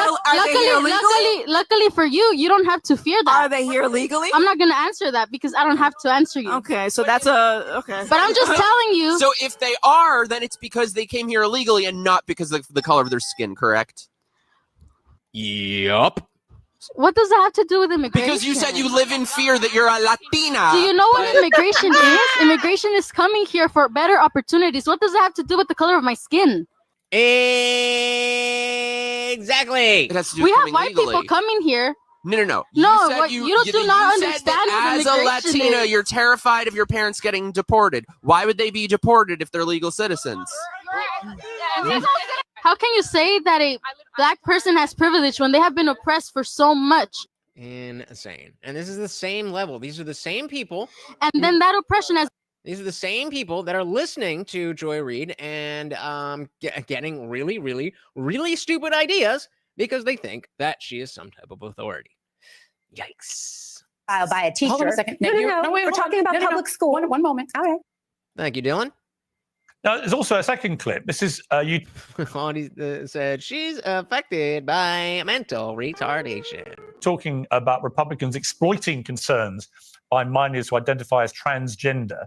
And you said this was an old age tradition which Nazi Germany did. Let's take a look. In fact, there are more kids who have been exposed to gun violence, estimated at 3 million, than there are transgender Americans of all ages in total. What? Wait, an estimated 3 million children in the U.S. are exposed to shootings per year. And that means that we should mutilate children? What? What is the argument here? Well, that's actually worse. Like, okay, sure. But this is still bad. Estimated at 3. In fact, there are more kids who have been exposed to gun violence, estimated at 3 million, than there are transgender Americans of all ages in total. That's like saying there's way more people who get trans than get cancer before the age of 6. What? Does that say anything about the goodness or badness of either of those things? But that's the level of stupidity that people who watch this stuff say, oh, well, the guns are bad, not the trans. That's not what that means. Targeting trans people isn't new. It is an age-old tradition, which Nazi Germany did with brutally violent ends in the 1930s. Now, you know what else they did? They brushed their teeth. Confusing part of if you brush your teeth, you're a Nazi. All this, Joy, is what you really think about the LGBTQ plus whatever it now is community, right? Because as you know, when you started commentating about this, appearing to be a big ally, a lot of stuff emerged which came from posts that you had purportedly put up in a blog between 2007 and 2009, one of which said, most straight people cringe at the sight of two men kissing. Yup. Another said, I don't want to watch the two male characters in Brokeback Mountain. You were talking about having sex. Does that make me homophobic? Probably. You referred to the then Florida governor as Miss Charlie and featured the tag gay politicians. Now, you said at the time when all this emerged, I genuinely don't believe I wrote those hateful things because they're completely alien to me. I hired cybersecurity experts to see if somebody manipulated my words on my former blog. Come on, man. So on the same thing, I don't even remember what it was now. I don't even remember what it was. What was it at the beginning of the show that she said this exact same thing? We're going to have to go back. We're at 33:15, okay? We're at 33:15. She said in the very beginning, by spoken to each other. I think we've locked horns a little bit on social media in the past. I think I'm blocked by you on X. I can't remember what crime I committed, but probably Trump related. Just first of all, what Barack Obama has said and what Chris Cuomo said there, has that given you pause for thought about what the Democrats should now do? Because it's all very well just shrieking constantly about how evil Trump is, but it clearly hasn't worked now twice. You know, the fact that the guy went away for 4 years and then came back and won again was an utter repudiation of the tactics to beat him, wasn't it? Well, first of all, I'll say I have not blocked you on X Twitter because I haven't been on X Twitter since Elon Musk acquired it. I actually left the platform, so there might be someone posing as me who's blocked you. So I think it was prior to Elon's purchase. So then we go right back here. I genuinely don't believe I wrote those hateful things because they're completely alien to me. I hired cybersecurity experts to see if somebody manipulated my words on my former blog. Do you only have one idea in your head? Is that how it works? Oh, anything I said that I don't like, oh, somebody else must have done it. Come on, man. And the reality is they've not been able to prove it. Now you're not at MSNBC. Now you're on your own, doing your own thing, and you don't have to worry about repercussions and stuff. Are you prepared to finally come clean and just admit that was your blog and you did say those things? And again, just do this is your opportunity. This is your opportunity. You're like, yeah, I mean, you know what the culture was at MSNBC. I did say those things, and like, you know, I wish I didn't say them, and they were ignorant, and now I know better, and whatever, which would still be bullshit, but at least it would make some kind of sense. And just admit that was your blog, and you did say those things. You know, Piers, I might have known that you would use this opportunity and interview and that this was your purpose, right? This is your purpose. And that's fine. This is your show. And what, exposing truth? Well, then, god damn. Thank goodness for Piers Morgan, who has somebody, besides myself, of course, that has the purpose of dispelling truth or dispelling lies and speaking truth. Opportunity and interview and that this was your purpose, right? This is your purpose. And that's fine. This is your show and you can do whatever you like. You know, I could sit here and go on and just saying that. He can do whatever. Piers, did you know that you can do whatever you want on your show? Wow. Interesting. And that's fine. This is your show and you can do whatever you like. You know, I could sit here and go on and fight with you about your strange, weird obsession with Meghan Markle. But weird. I won't do that because that would be rude. But what I will say is, if you want to. He's like, hey, you want to talk about Meghan Markle? Let's fucking go. Some of us stand on business. Some of us, when we say some shit, we stand behind that shit. Unlike you, weak, pathetic person that will just say whatever you need to say to look good in the moment. And as Dietrich says, she's never wrong if you don't have access to the internet. Fortunately, unlike Kathy Hochul and black people, but we do actually know about computers and the internet. Let's end our poll here. How many of the people you know are fans of Joy Reid? One person said more than half. To that person, you need some new friends. But to the rest of you that said none, not surprising at all. Your strange, weird obsession with Meghan Markle, but I won't do that because that would be rude. But what I will say is, if you want to. We can do that as well. Sure. But the point being that I was very open with my employer at the time about what happened with that old site, which I stopped writing in, before I even came back into the NBC family. And what I have not really talked about publicly, but what I can tell you is that I had a scoop, very legitimate reason for being concerned about it, because I was also on the radio at that time. And the radio. So it's the radio that made you homophobic. A very legitimate reason for being concerned about it, because I was also on the radio at that time. And the things that I was literally talking about on the radio were quite the opposite of the things that were in that site. That is the reason. They were literally the opposite. So what you're saying is you were lying to people on the radio and your real thoughts were what we saw in the blog. She thinks we can't see through it. And part of me thinks that she understands that. She understands that most of us see through the bullshit. Just like we were talking about with all the Epstein stuff. That she's decided, and I'm speculating here, but she's decided that, you know what? There is a very small core group of people who actually do listen to me and do trust me. But if this comes out, then that won't be the case anymore. And everybody else, I've lost them years ago. So let me continue lying and continue being this person, because people like us, we are never going to be fans of Joy Reid. But those 25K people who are watching her videos will. And so for those people, she's made the calculation.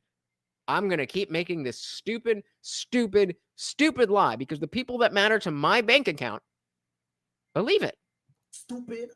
Literally talking about on the radio were quite the opposite of the things that were in that site. That is the reason that we began investigating what was going on with that site. And there was also someone who I do not know, who I still do not know, who had login access to my site for years that we did not even discover because I hadn't looked at the site for years. I don't know who that is. I don't know why they had access to the site. But had I not been open about that, I would have been definitely fired, or there would have been some repercussions. I was open with my company about that. I've been very open. Everyone who knows me knows about it. And so if you want to argue with me about an old blog site, that's fine. And I'll take responsibility. I just asked you if you did write it. And hold on. And I'm willing to take responsibility for anything that was on that site. Did you say for you? Did you say those things? Not to my, listen, what I'm going to say is very you said them. What I'm going to say is very simple. I do not recall. You said them. Tears. You know the you did. point that you're attempting you to just spun me an absolute load of old flannel. the reason that you are trying to go here is that you're trying to defend the idea that Moms for Liberty and these other organizations can take books that are not pornography, that are not pornographic. Well, they're not straight up pornography, but they are pornographic, and we don't want those in schools. So yes, that is what we want, to get rid of pornographic material from elementary schools. Why you're fighting so hard for it, I don't know, but that's what we want.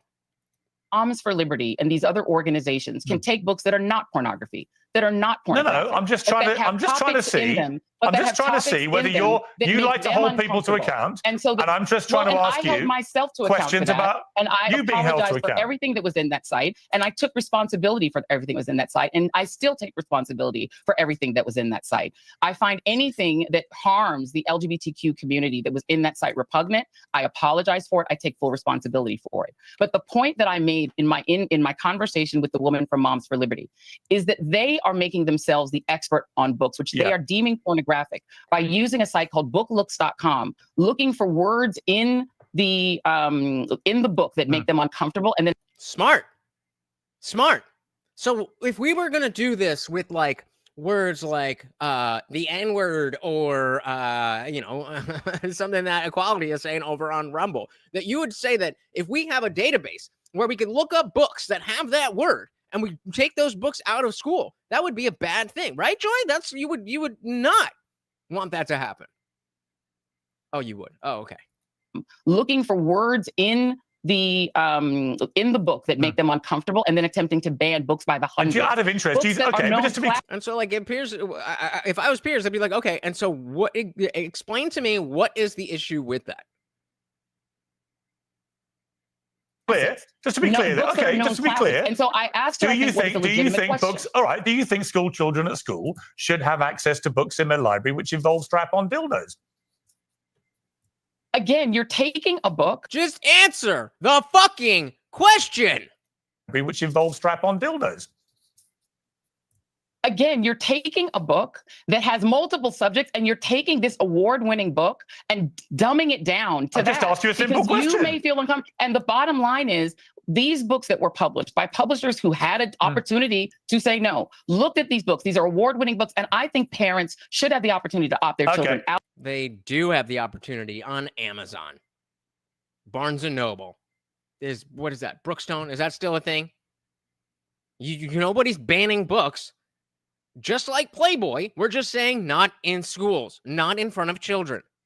They know. Look at these books. These are award-winning books, and I think parents should have the opportunity to opt their children out if they don't feel comfortable reading those books, but that children who are old enough and who are of age and can choose the books they want to read and may feel seen in a book that you might object to ought to have the opportunity to read that book. That shouldn't be your decision. And again, they do, because you can buy them wherever you buy books, just not in the school library. It shouldn't be Moms for Liberty's decision. I think each parent can make the decision for their own children, and I don't think that woman from Moms for Liberty or her organization should make that decision for other people's children. But she's representing what the parents want. You're speaking out of both sides of your mouth. There's no way that Moms for Liberty would be a thing if there wasn't a bunch of moms who wanted what Moms for Liberty is saying. Stupid. Where do you think this is coming from? This isn't a government official. This is a grassroots movement of the people making decisions. You can't make these people happy. There is nothing that you can do that will make these people happy. People ought to make decisions for their own children. And by the way, one more thing which they did. Add is that in the state of Florida, parents can opt their children out of reading books that they don't want to read. All right, let me ask you. She could have done that like any other parent. Have you watched Brokeback Mountain? No. Okay. I mean, what homophobic is the point of that? Well, because you said I don't want to watch the two male characters in Brokeback Mountain having sex. Okay, so what does me watching Brokeback Mountain have to do with that book? Oh my God. Sometimes you get to a point where it's like, okay, you're too stupid to even understand what's going on here. Whether or not it is pornographic. Nothing to do with the book. That book, that is a book that people can have the opportunity to read if they so choose. No, twice he said it has nothing to do with the book. It has to do with what you said. I do not understand how an organization can make a decision. It is not about the movie. It is about whether or not Moms for Liberty. I'm not talking about the book. The organization 5 times, and she still doesn't understand that he's not talking about the book after saying, I'm not talking about the book. Who should make Joy, decisions for other I'm not people's talking children. about the book, as Whether you I've know. watched a movie or not makes absolutely no difference. I'm Have you talking seen the about movie? you posting on your blog that you wouldn't watch Brokeback Mountain because you don't want to see two male characters having sex. Does that make me homophobic? Probably. Most straight people cringe at the sight of two men kissing. Your words, not mine, Joy. And your point is? That as I said, she's too stupid. She's too stupid. Either she's too stupid or she's very intelligent and understands exactly the game she's playing. It's hard to tell these days. It's hard to tell these days, and I do think that she is legitimately that stupid. But it is hard to tell. Your words, not mine, Joy. And your point is? That maybe that makes you a bit of a hypocrite when you're taking the position of being an ally for the LGBTQ community. And actually, the best way to handle it, I would argue, is just to say, you know what? Actually, I did write that at the time. They're not my views now. I've learned, I've evolved, I've moved on. Exactly. That's exactly what I said. A long time ago. And what did I say? What happened? He gave you the opportunity. He gave you the opportunity. And you're the progressive people, right? So you should all be about, oh, I'm progressing. And we should all be progressing. How dare you not progress? I'm progressing here. At least then you're having this woke, entitled, arrogant mentality with something that makes sense. I disagree completely with the logic of it, but at least it would make sense.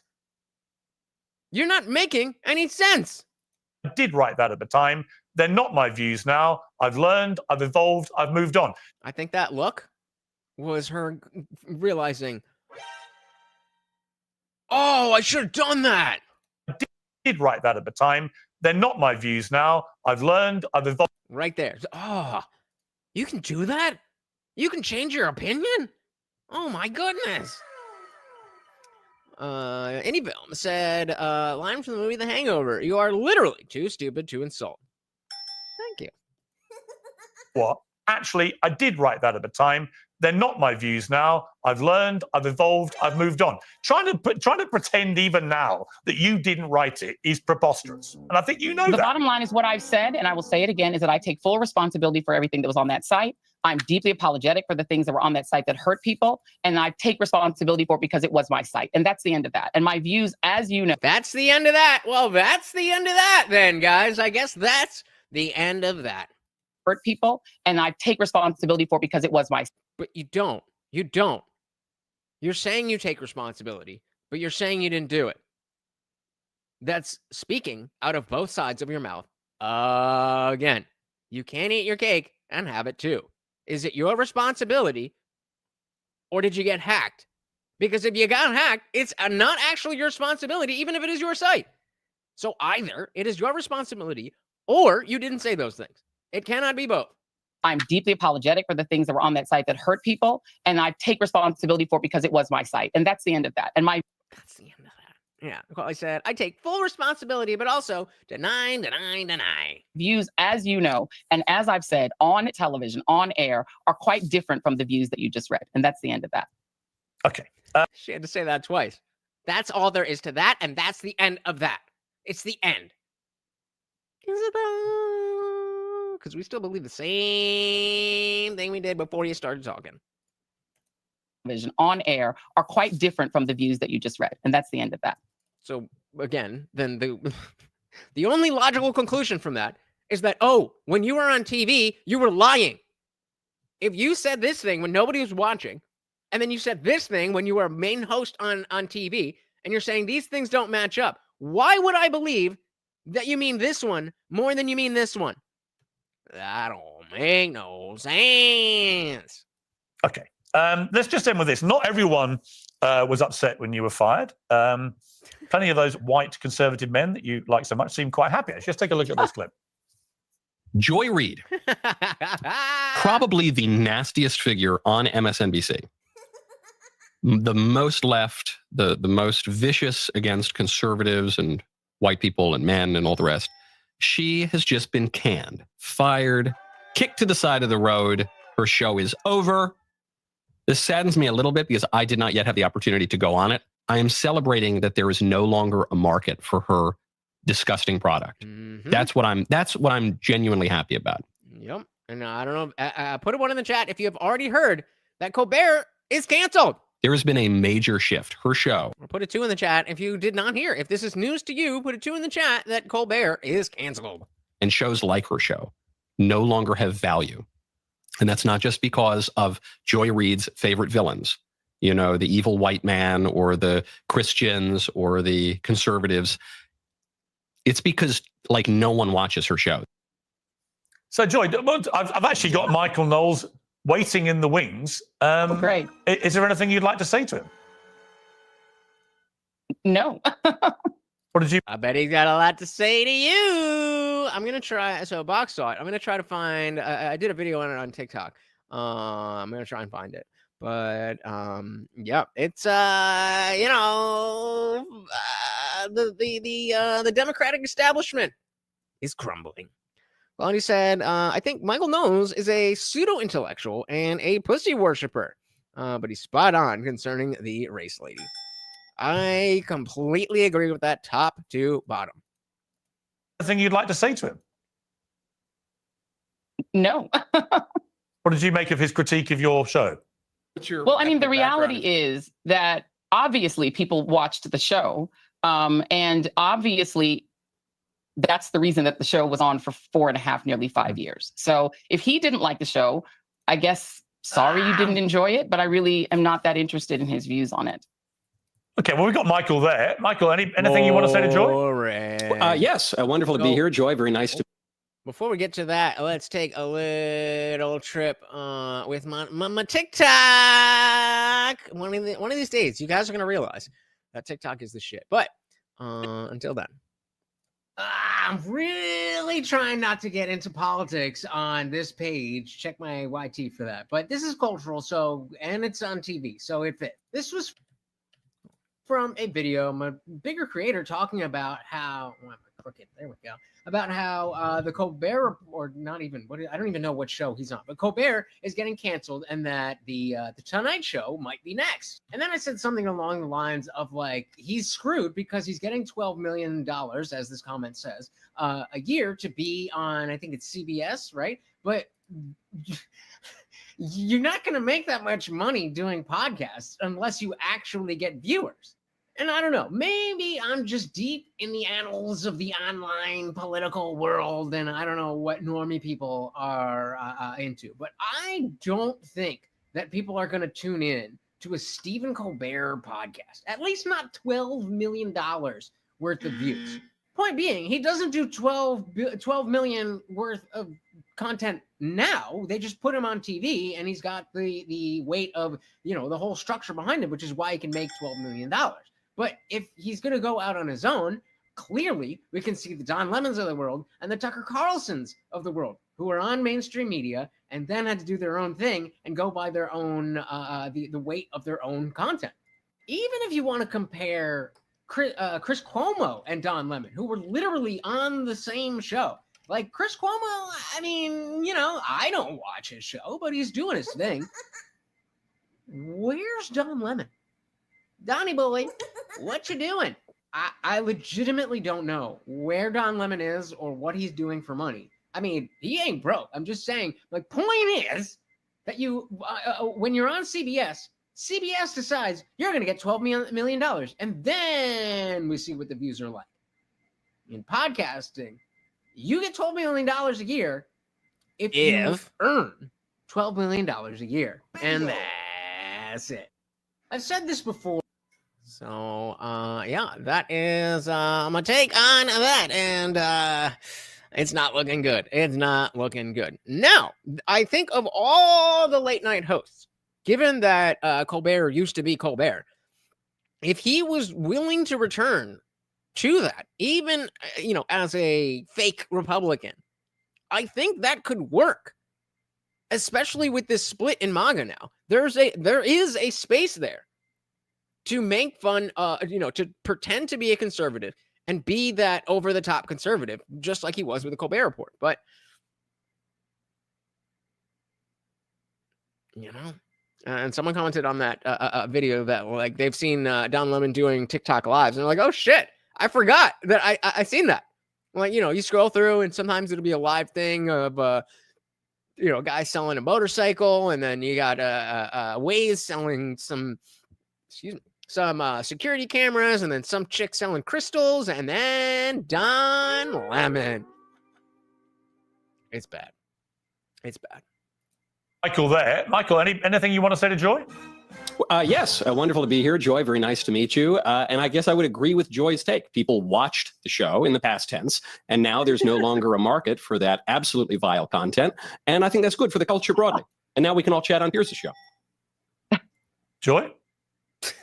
The reality is, Michael, the content that you and Piers like to trade in is very different content between the two, but I guess because they're white adjacent and not sucking off the Bidens, then it's the same shit. The reality is, Michael, the content that you and Piers like to trade in is grievance, and the grievance that white Americans have that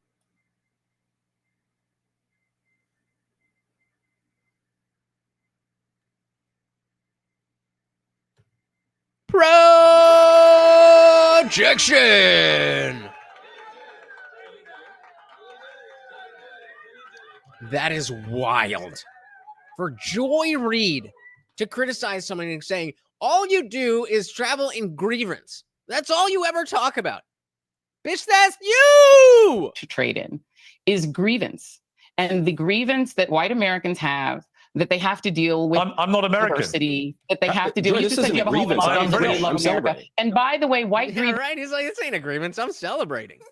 Is very good for your bottom lines. It's very good for your bank accounts. And so having me here to be able to continue to to traffic in that is your shtick. That is what you do. That's what you do, Piers. And so it's great. And I'm sure you find it delightful and fun to say it. But the reality is, Piers, that is what you all traffic in. I have to correct you. I cannot wait to see what the comments say about this. We are going to have to dive into the comments. First of all, I'm not a white American. I think it's my accent may reveal. Well, I know that you're European. I'm British. And secondly, I don't think anyone. Michael, I will let you respond, but I don't think. Don't forget, any film or box, 99 cents will keep you as the sole sponsor of this stream. Any host in the history of cable news has waged more grievance than Joy Reid. So the idea that you're now hectoring us about feeling aggrieved about things, you spent years being aggrieved about absolutely everything. How dare you? Excuse me, but your favorite president, the president who you completely support, is nothing but my grievance. favorite president was Abraham Lincoln. Was grievance. His entire campaign was grievance. Well, your former boss on the I'm not Donald whatever Trump. You want to call him, your friend. The bottom line is that his former boss? When did Piers Morgan ever work for Trump? What are you talking about? Campaign was grievance. Well, your former boss on the I'm not Donald whatever Trump. You want to call him, your friend. The bottom line is that Donald Trump's entire campaign was about grievance. It was about white America feeling they'd lost their country and they need to take it back. It was about white. From who? From people of a particular skin color? Or from people with a particular ideology? And that ideology being yours, you dumb bitch. America feeling that diversity was a threat to their children being able to go to Harvard. Their and you know what, Joy? In the end, and that is the. He's just like I don't even care anymore. Go to Harvard. Their and you know what, Joy? In the end, and that is the reason that you all glom onto him and use him to further your own. Actually, in the end, most Americans, as you know, most Americans, having voted for him in 2016. And after Trump spent 4 years in the wilderness, and we watched the wilderness Democrats run the United States of America, people took a look at that in America, and then they voted for Trump second time round in bigger numbers. You goddamn right. Including a record number of Latinos, who last time I checked were not white. Anyway, Joy Reid, I'm going to leave. And women. With you. Thank you for coming on Uncensored.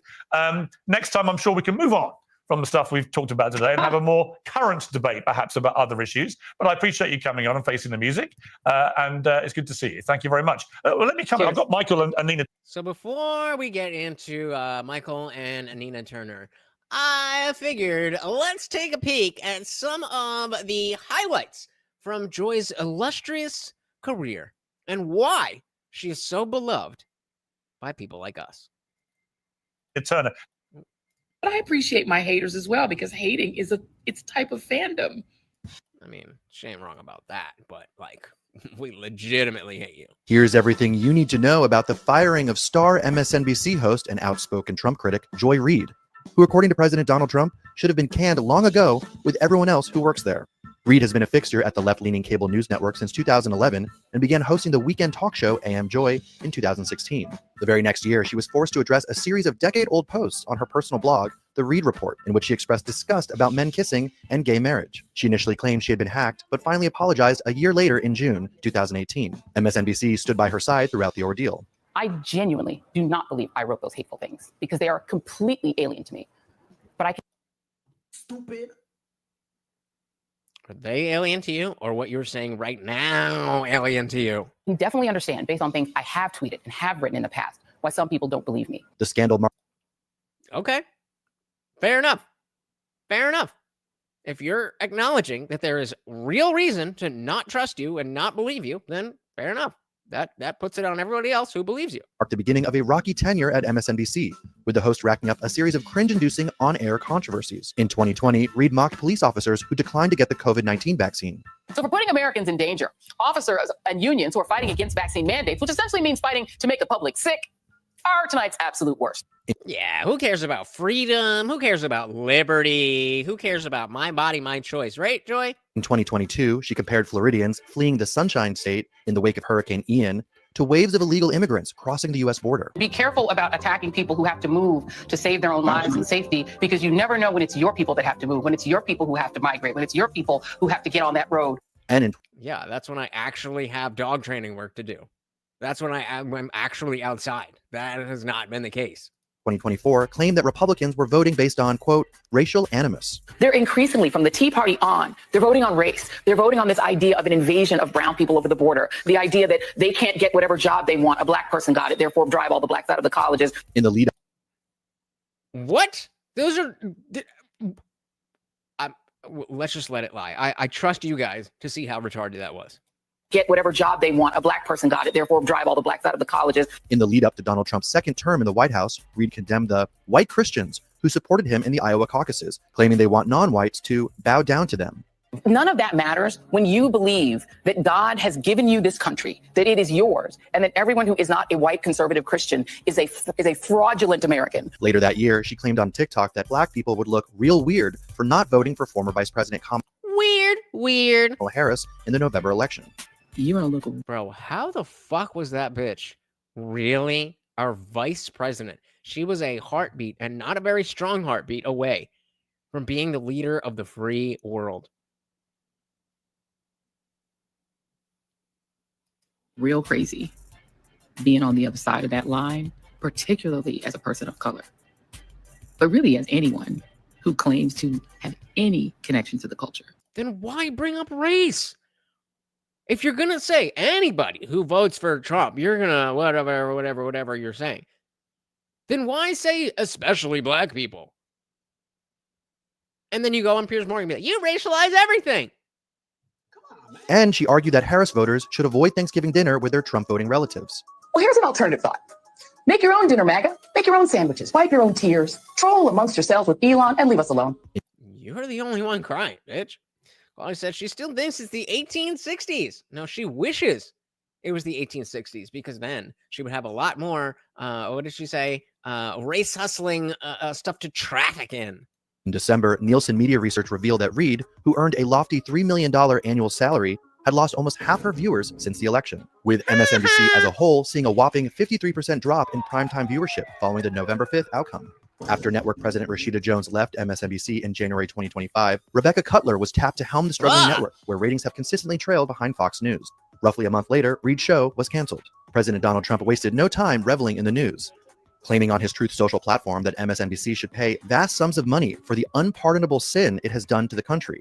He has also openly celebrated Reid's firing, describing her as one of the least talented people in television and as a mentally obnoxious racist. MSNBC's 7 p.m. time slot, previously hosted by Reid, will be replaced by a new panel show featuring co-hosts Alicia Menendez, Michael Steele, and Simone Sanders Townsend. Yikes. The race. Shout out to Adam in the building. Welcome, welcome, welcome to the parties. Lex Luthor got a 10.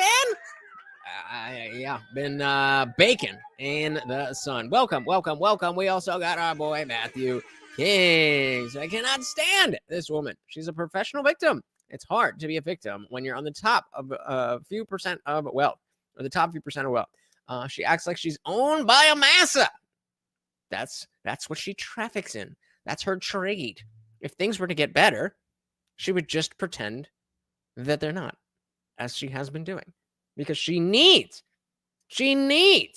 that white oppression. Otherwise, what will she traffic in? Lady, why would they call me that? Is this really about me fixating on race? Or is it about... Yes, it is about you fixating on race. What in the fuck has happened to my captions? Oh,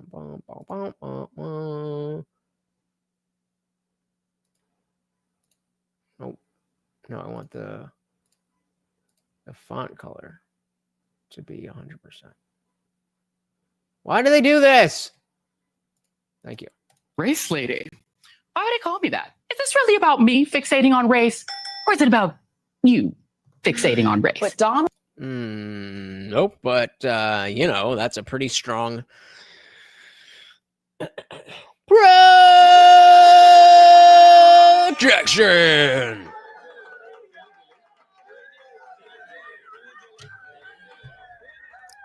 Yikes. Donald Trump wants to never let black and brown folk up off the mat. Evident what they mean. George Bush doesn't care about black people. By DEI, right? Why not just say what you mean? You can't stand black people. We get it. You've been heard. Are you committed to naming a black woman as your vice presidential running mate? Why that was ever even a question makes absolutely no sense to me. You've been heard. Are you committed to naming a black woman as your vice presidential running mate? They wanted to go after the brown people too, because of course that is their other target. You feel joy? Say joy. It's not fashionable to be openly racist anymore in America, unlike what they call the good old days. Only the white. Well, then that kind of goes against your whole thing that people love Trump because he's racist. Two clips ago, you're saying, just say what you really say. You hate black people. And then in this clip, you're saying to be openly racist anymore. It's not fashionable to be openly racist anymore. Pick a lane, lady. Pick a lane. More in America, unlike what they call the good old days. Only the white Christian men may have the things. So you own everything that happens to your mixed status families and to your wives, sisters, and abuelas. Joy. I mean, true. You earn exactly that. So if you get deported, that's on you. I said her and old Don Lemon, 2 peas in a pod. We would be popular if we were white. No, you'd be popular if you weren't so filled with hate.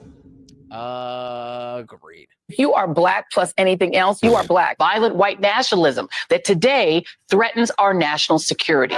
Make a joyful noise. Don't send any of those invites to any black women you know. What? I as a side quest, I did not know the level of frequency of wigs in black women. I just thought, like, I don't know, black people have different hair sometimes and they have this hair, but like, you see somebody who you think has like natural hair and then their hair is like 10 times longer the next day. It's like, wait a minute. And like, obviously with those extreme examples I've seen, obviously those are, what do you call them? Fucking, were they extensions? But like I had no idea. We do have a fascist groundswell in parts of this country, mainly among white men. Let's be clear. I mean, you're also a white guy. Are you saying the we is white folks need more kids? No. That's your mindset. When you think of anything, you are the one that thinks of it from a racial lens. Make your own dinner, MAGA. Make your own sandwiches. Wipe your own tears.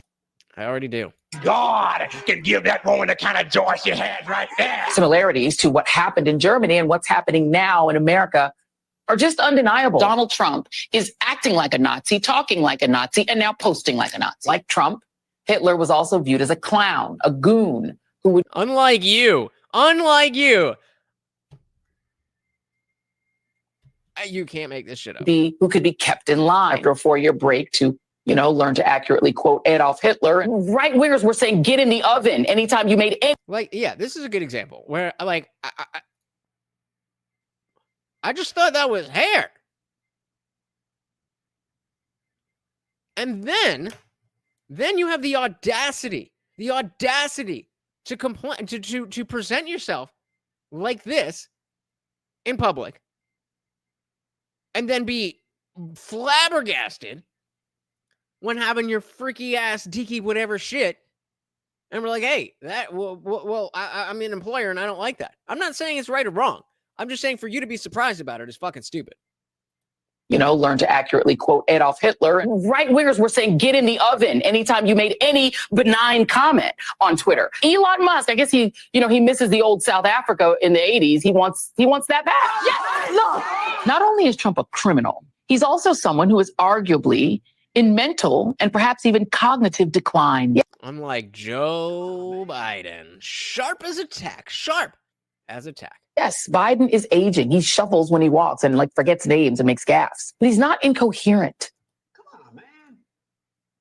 Isn't he though? He can give us a prompter speech. Man, yes! Kamala Harris has passed the audition flawlessly. This has been, in many ways, a perfect campaign. A perfect campaign. Even with a perfect campaign, you can't beat Donnie. Maybe it's because he's a perfect candidate. Creating black vernacular for misogynistic purposes, Elon Musk is the absolute worst. They've taught people the word inflation, right? Most people who would have never used that word ever in their lives are using it now because they... Yeah, that's how language works. What is the complaint? People are only using the word inflation because somebody taught them what inflation was and they're experiencing inflation. If nobody ever taught them what inflation was, then they'd just be mad that they don't have any fucking money. What the hell are you talking about? Well, he said if she couldn't call out Biden's cognitive decline, that I can't trust her judgment. I mean, there's a long list of things that she's done or not done before you get to that as to why you should not trust her judgment. But very true. Very true. Word inflation, right? Most people who would have never used that word ever in their lives are using it now because they've been taught it. So many of us are not safe in Donald Trump's America. If you're mad at United Healthcare and you voted for Trump. Who's unsafe in Donald Trump's America? What citizen?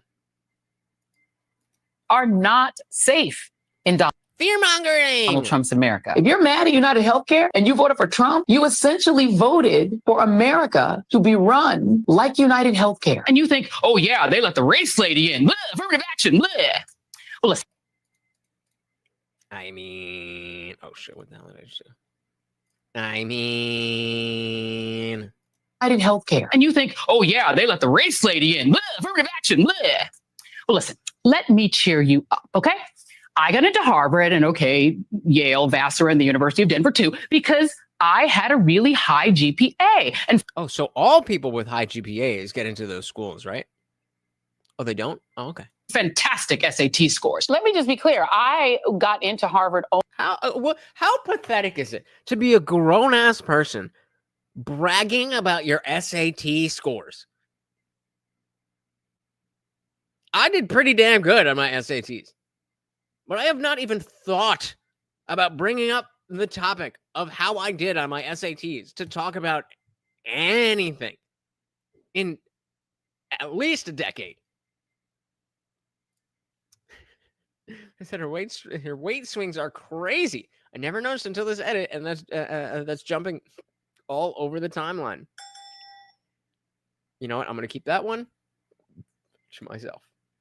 Anyway, said her freaking body shape and skin tone changes more than her waist. Oh my God. That one outdoor shot. But she was like in something yellow. She looked like she was a giant balloon person. Yikes. Let's go back. Black vernacular from So so we've got long hair parted in the middle with a little bit of waviness. Misogynistic purposes. Elon Musk is the absolute worst. And we've got short Karen haircut, blonde hair with a where are your collarbones? Where are your collarbones? Taught people the word inflation, right? Most people who would have never used that word ever in their lives are using it now because they've been taught it. So many. Now we're back to skinny with the 90, and I mean, not skinny is relative, but the 90s curly hair. She got a perm. Of us are not safe in Donald Trump's America. If you're mad at you not, and then we've got a little bit of a bloated face with no hair except blonde somehow. out of healthcare and you voted for Trump, you essentially voted for America to be run like United Healthcare. And you think, oh yeah, they let the race lady in. Blah, affirmative action. Blah. Well, listen, let me cheer you up, okay? I got into Harvard and Yale, Vassar, and the University of Denver too, because I had a really high GPA. I'm sure that's what they told you, sweetie. And fantastic SAT scores. Oh, yes, fantastic. Let me just be clear. I got into Harvard only because of affirmative action. A Black woman. Whoa, whoa, whoa, whoa, whoa, whoa, whoa. That definitely could have been clip farmed. But either way, it's fucking hilarious. T-scores. Let me just be clear. I got into Harvard only because of affirmative action. A Black woman forced you to pay a $175 million fine. For me, there's something poetic and actually wonderful about that. It says something good about our country that we're still capable of having that happen. Go DEI. My DEIs are bringing it home. My DEIs maybe you love are her, bringing maybe it home. We got one more compilation, and then we're gonna head to the after party. Maybe you love her, maybe you hate her, but Yep, I hate her. the MSNBC's evening anchor of many years, Joy Reid, had her show scrapped by the higher-ups in a network programming shakeup. Out of all the pundits in legacy media, she was perhaps the one with one of the most inflammatory TV records. Basically, Guamtag said, good Lord, listen to this is bringing back my PTSD of daring to bring up Trump with my ex pro-Trump, now totally anti-Trump friend yesterday. Completely brain dead takes. Anybody can be a victim. Anybody can be a victim of dogma. That's what happens. Doesn't matter how smart you are. It can take over. It's the one with one of the most inflammatory TV records. basically, we on this side of the TV screen have said all we can.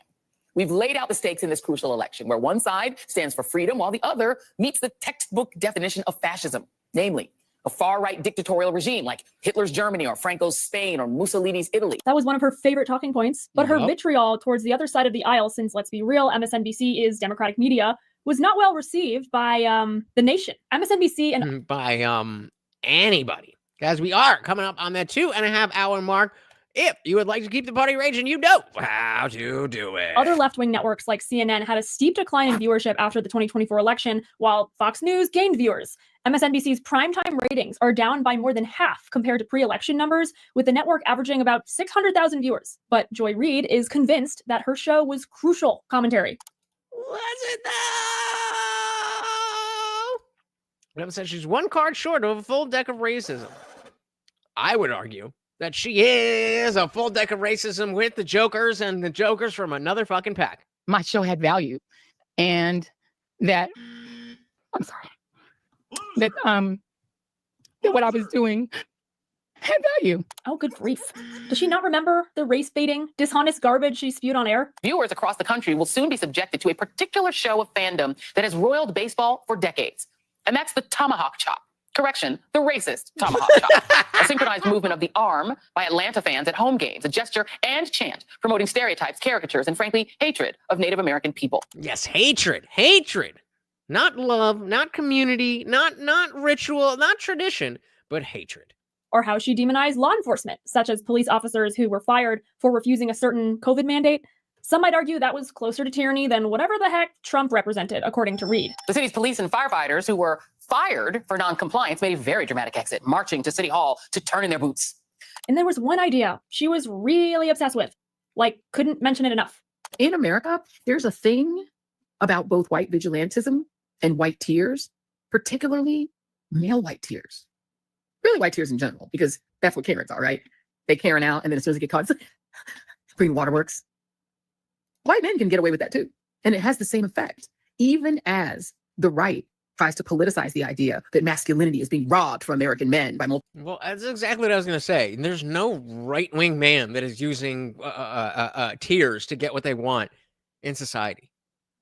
Like, I'm not disagreeing that if you are at a McDonald's and you want a free fucking Frosty and you start crying, maybe they'll give you the Frosty.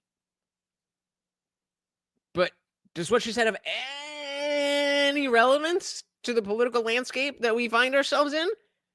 No, not at all. Guamtech said he was just saying and bitching about Trump the whole time. I was literally just listening and telling him that the tactics he's using right now is what caused Trump to win. No matter how much I asked him to give me something other than Trump bad, he just couldn't pull away from it. I'm like, dude, I'm literally giving you the keys to the kingdom for the next election, and you're too angry to even see it.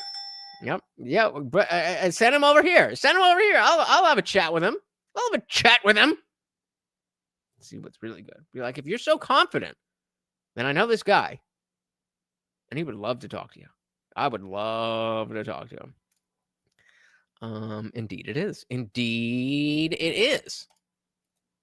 Tries to politicize the idea that masculinity is being robbed from American men by multiculturalism and wokeism. They still want to be able to have their tears. And she's peddled her own share of conspiracy theories. Send this motherfucker over. Send this motherfucker over. Some that are downright ghoulish. These two men are both elderly. Donald Trump is an elderly man who, for whatever reason, the fucking way he holds his face. Like, close your fucking mouth. Close your fucking mouth. Like, this just look, just this still.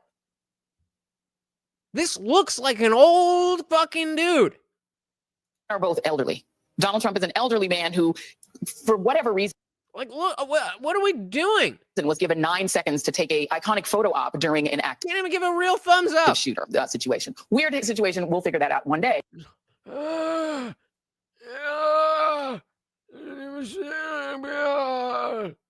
But his survival of that and bouncing right back and going right to his convention is being conveyed in the media world as a sign of strength. This current president of the United States is 81 years old and has COVID. Should he be fine in a couple of days? Doesn't that convey exactly the same thing? Oh, yes, you heard that right. Joy Reid just equated Trump getting shot at and hit in the ear by a bullet with Biden surviving COVID.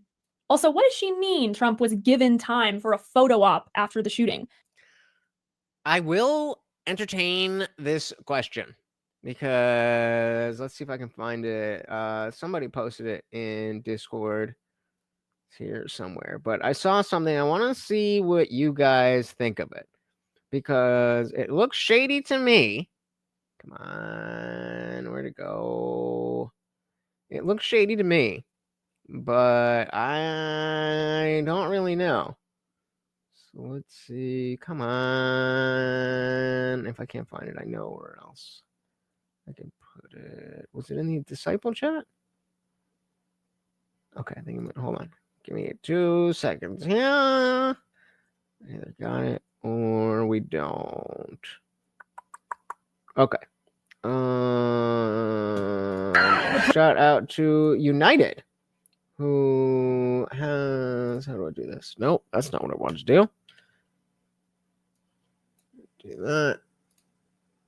That. Okay, there we go. There we go. So, I can't use my thingy. My thingy. But let me get rid of the banner here. And let's see. What do you guys think? So moments after no idea whoa, hold on. The assassination attempt was over, that he stood up to address his crowd and show solidarity in that moment was the definition of courage. Okay, hold on. Sorry. Take two. So again, we have odd behavior shows how they staged the famous photo. Moments after shots were fired. Why is that doing that? Moments after shots were fired, a member of Trump's team rushes to the side of the stage to gather photographers. President's been shot. Oh no.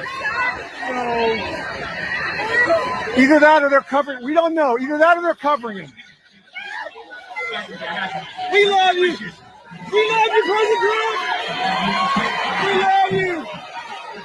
We love He ushers the photographers in from the left side of the stage. I mean, well, I'll let it play, and I want to hear what you guys say first.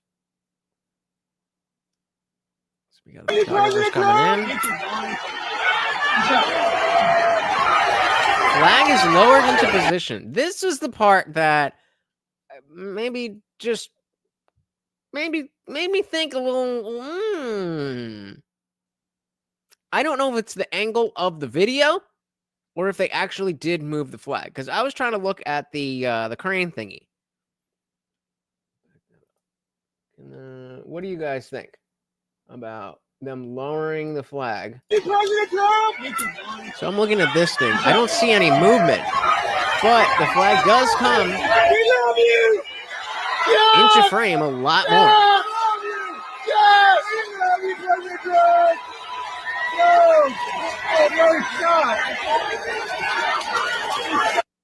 And then it says, he continues to move the photographers into position with help from the colleague.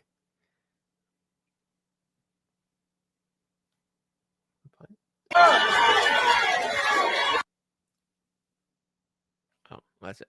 So, I mean, it is definitely not conclusive of anything, but you know, it should, God damn it, it should give you pause.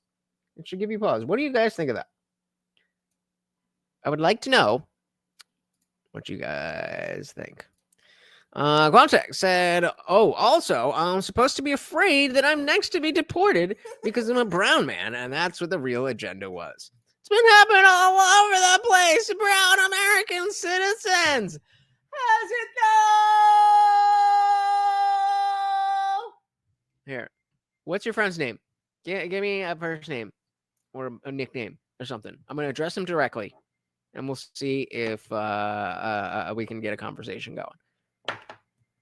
Anyfilm said that one colleague was pulling the photographers away as Trump was coming down the stairs.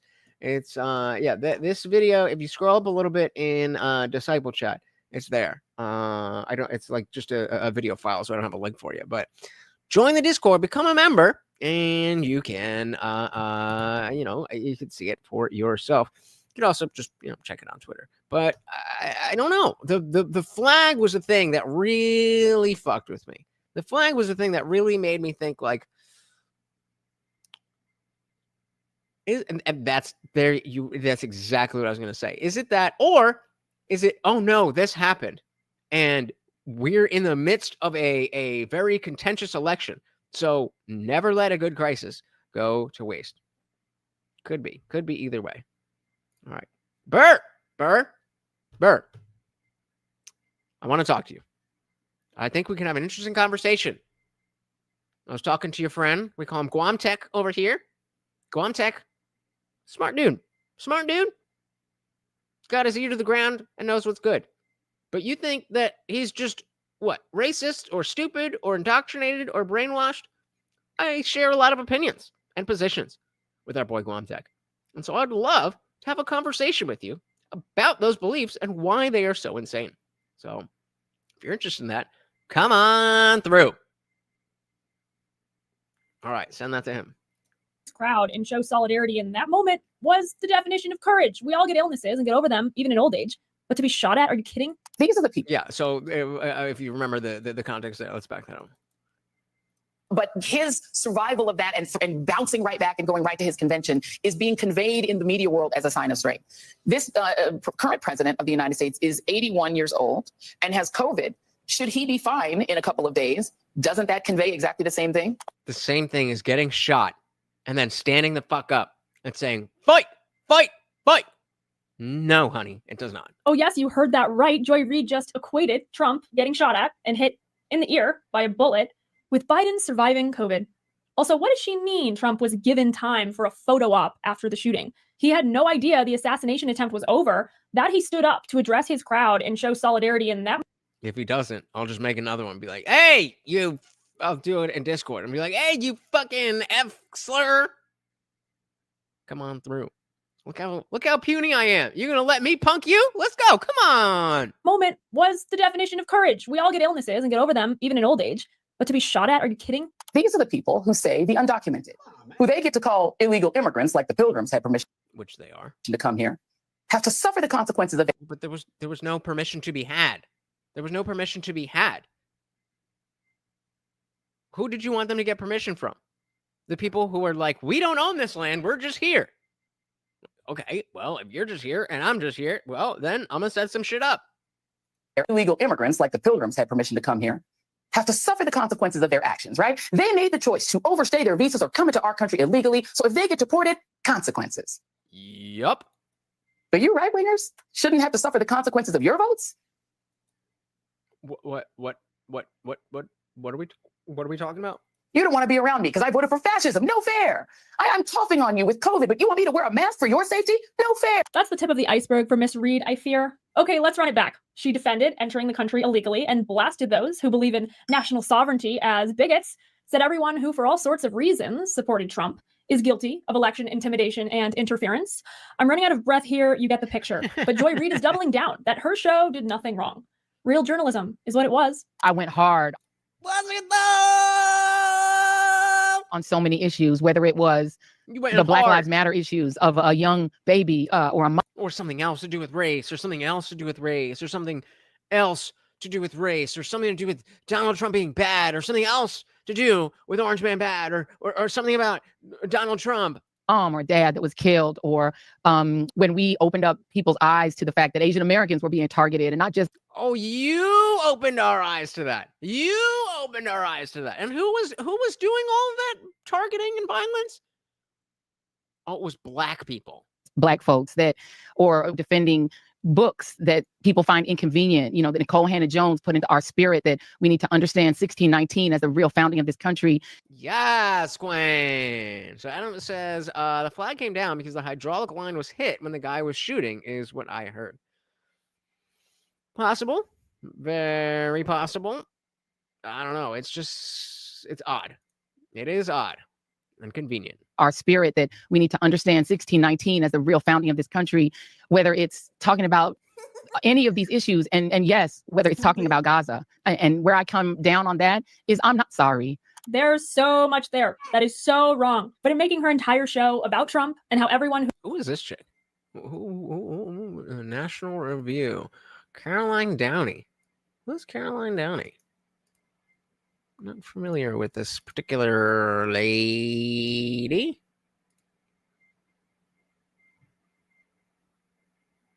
She doesn't even have a wiki. Damn, she looks a lot. Wait a minute. Is this it? What? This can't be the same person. No, this is a different person. All right, well.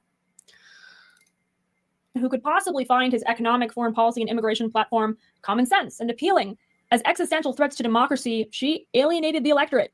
You made that bet. Congratulations. Now MSNBC is amplifying former White House Press Secretary Jen Psaki as it removed Joy Reid. The Democrats are still in disarray, and I really don't know if their new co-chair of the DNC, gun activist David Hogg, is going to help. For more on that, click here. I think he's gone already, right? I think that because this video was from February. I think he is gone already. So I want to check the comments on this. Let's see what everybody is saying about Joy Reid. This woman is insane.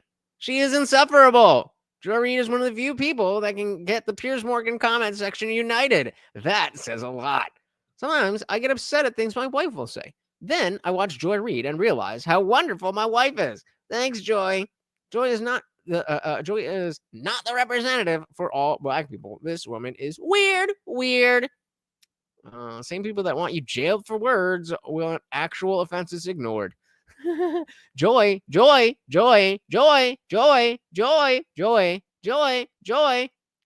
that's Joy Reid is here to show us what embarrassment looks like. Joy Reid. Race. Also, why are you so focused on race? Yup. If I was a black American, I would stop using the term my people. Just because someone's the same color of you doesn't make them your people. Yes. This is what I'm talking about with the black community TM being the worst possible thing for black Americans. Let's keep going. Why not? They always leave out the word illegal when talking about immigration. The reality is, she wouldn't know reality if it hit her in the face. Complete projection.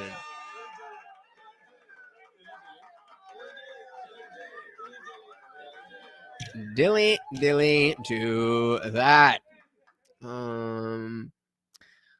Just 5 million brain cells listening to Joy Reid. Joy Reid accusing anyone of being obsessed with race is laughably absurd.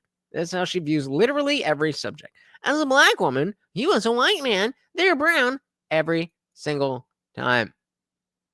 A few more. I've debated these demagogues like Joy Reid before. They're extremely crafty, mixing different issues together, using strong verbiage to give an exaggerated description of events, and speaking in long, exhaustive paragraphs to dominate the conversation. Yep, we know it well. We can spot it from a mile away. Come on. If you don't go through due process to enter the country, you don't get due process exiting the country. I mean, technically that's not how it works, but maybe it should. She actually demonstrated why she was fired. Hard to disagree with that. Hard to disagree with that. No push-ups for me tonight. Big shout out to our donations. We had Indie Fam and our boy Box coming through, not leaving me dry. Very, very, very much appreciated. And of course, Indie Film being a member for 25 months. That's over 2 years. And a big shout out to all of the disciples. Thank you so very, very much for supporting the channel. You know, I'm putting everything I got into this. And as I've said before, and I will say again, we are much closer to the beginning than we are to the end. So if you are new here, make sure you subscribe and ring that bell. I am live every Monday, Wednesday, Friday, 8 p.m. Eastern, and sometimes whenever I feel like it. I took some time off of work to make sure that I could get some extra stuff, including member streams and all that stuff. So make sure you have subscribed and become a member to join all the good shit. We are headed over to the after party right now. Thank you so very, very much, guys. Yeah, crafty is one way to describe it. Emotionally and intellectually manipulative is another. Stupid might be another way also, but we will have to speculate as to which one it is. Thank you so very, very much for hanging out, guys. Once again, that is Morty, and I have been your host, Lutch, a.k.a. the Indian Jesus, here to resurrect the second coming of common sense. Until next time, guys, we are out of here. Peace.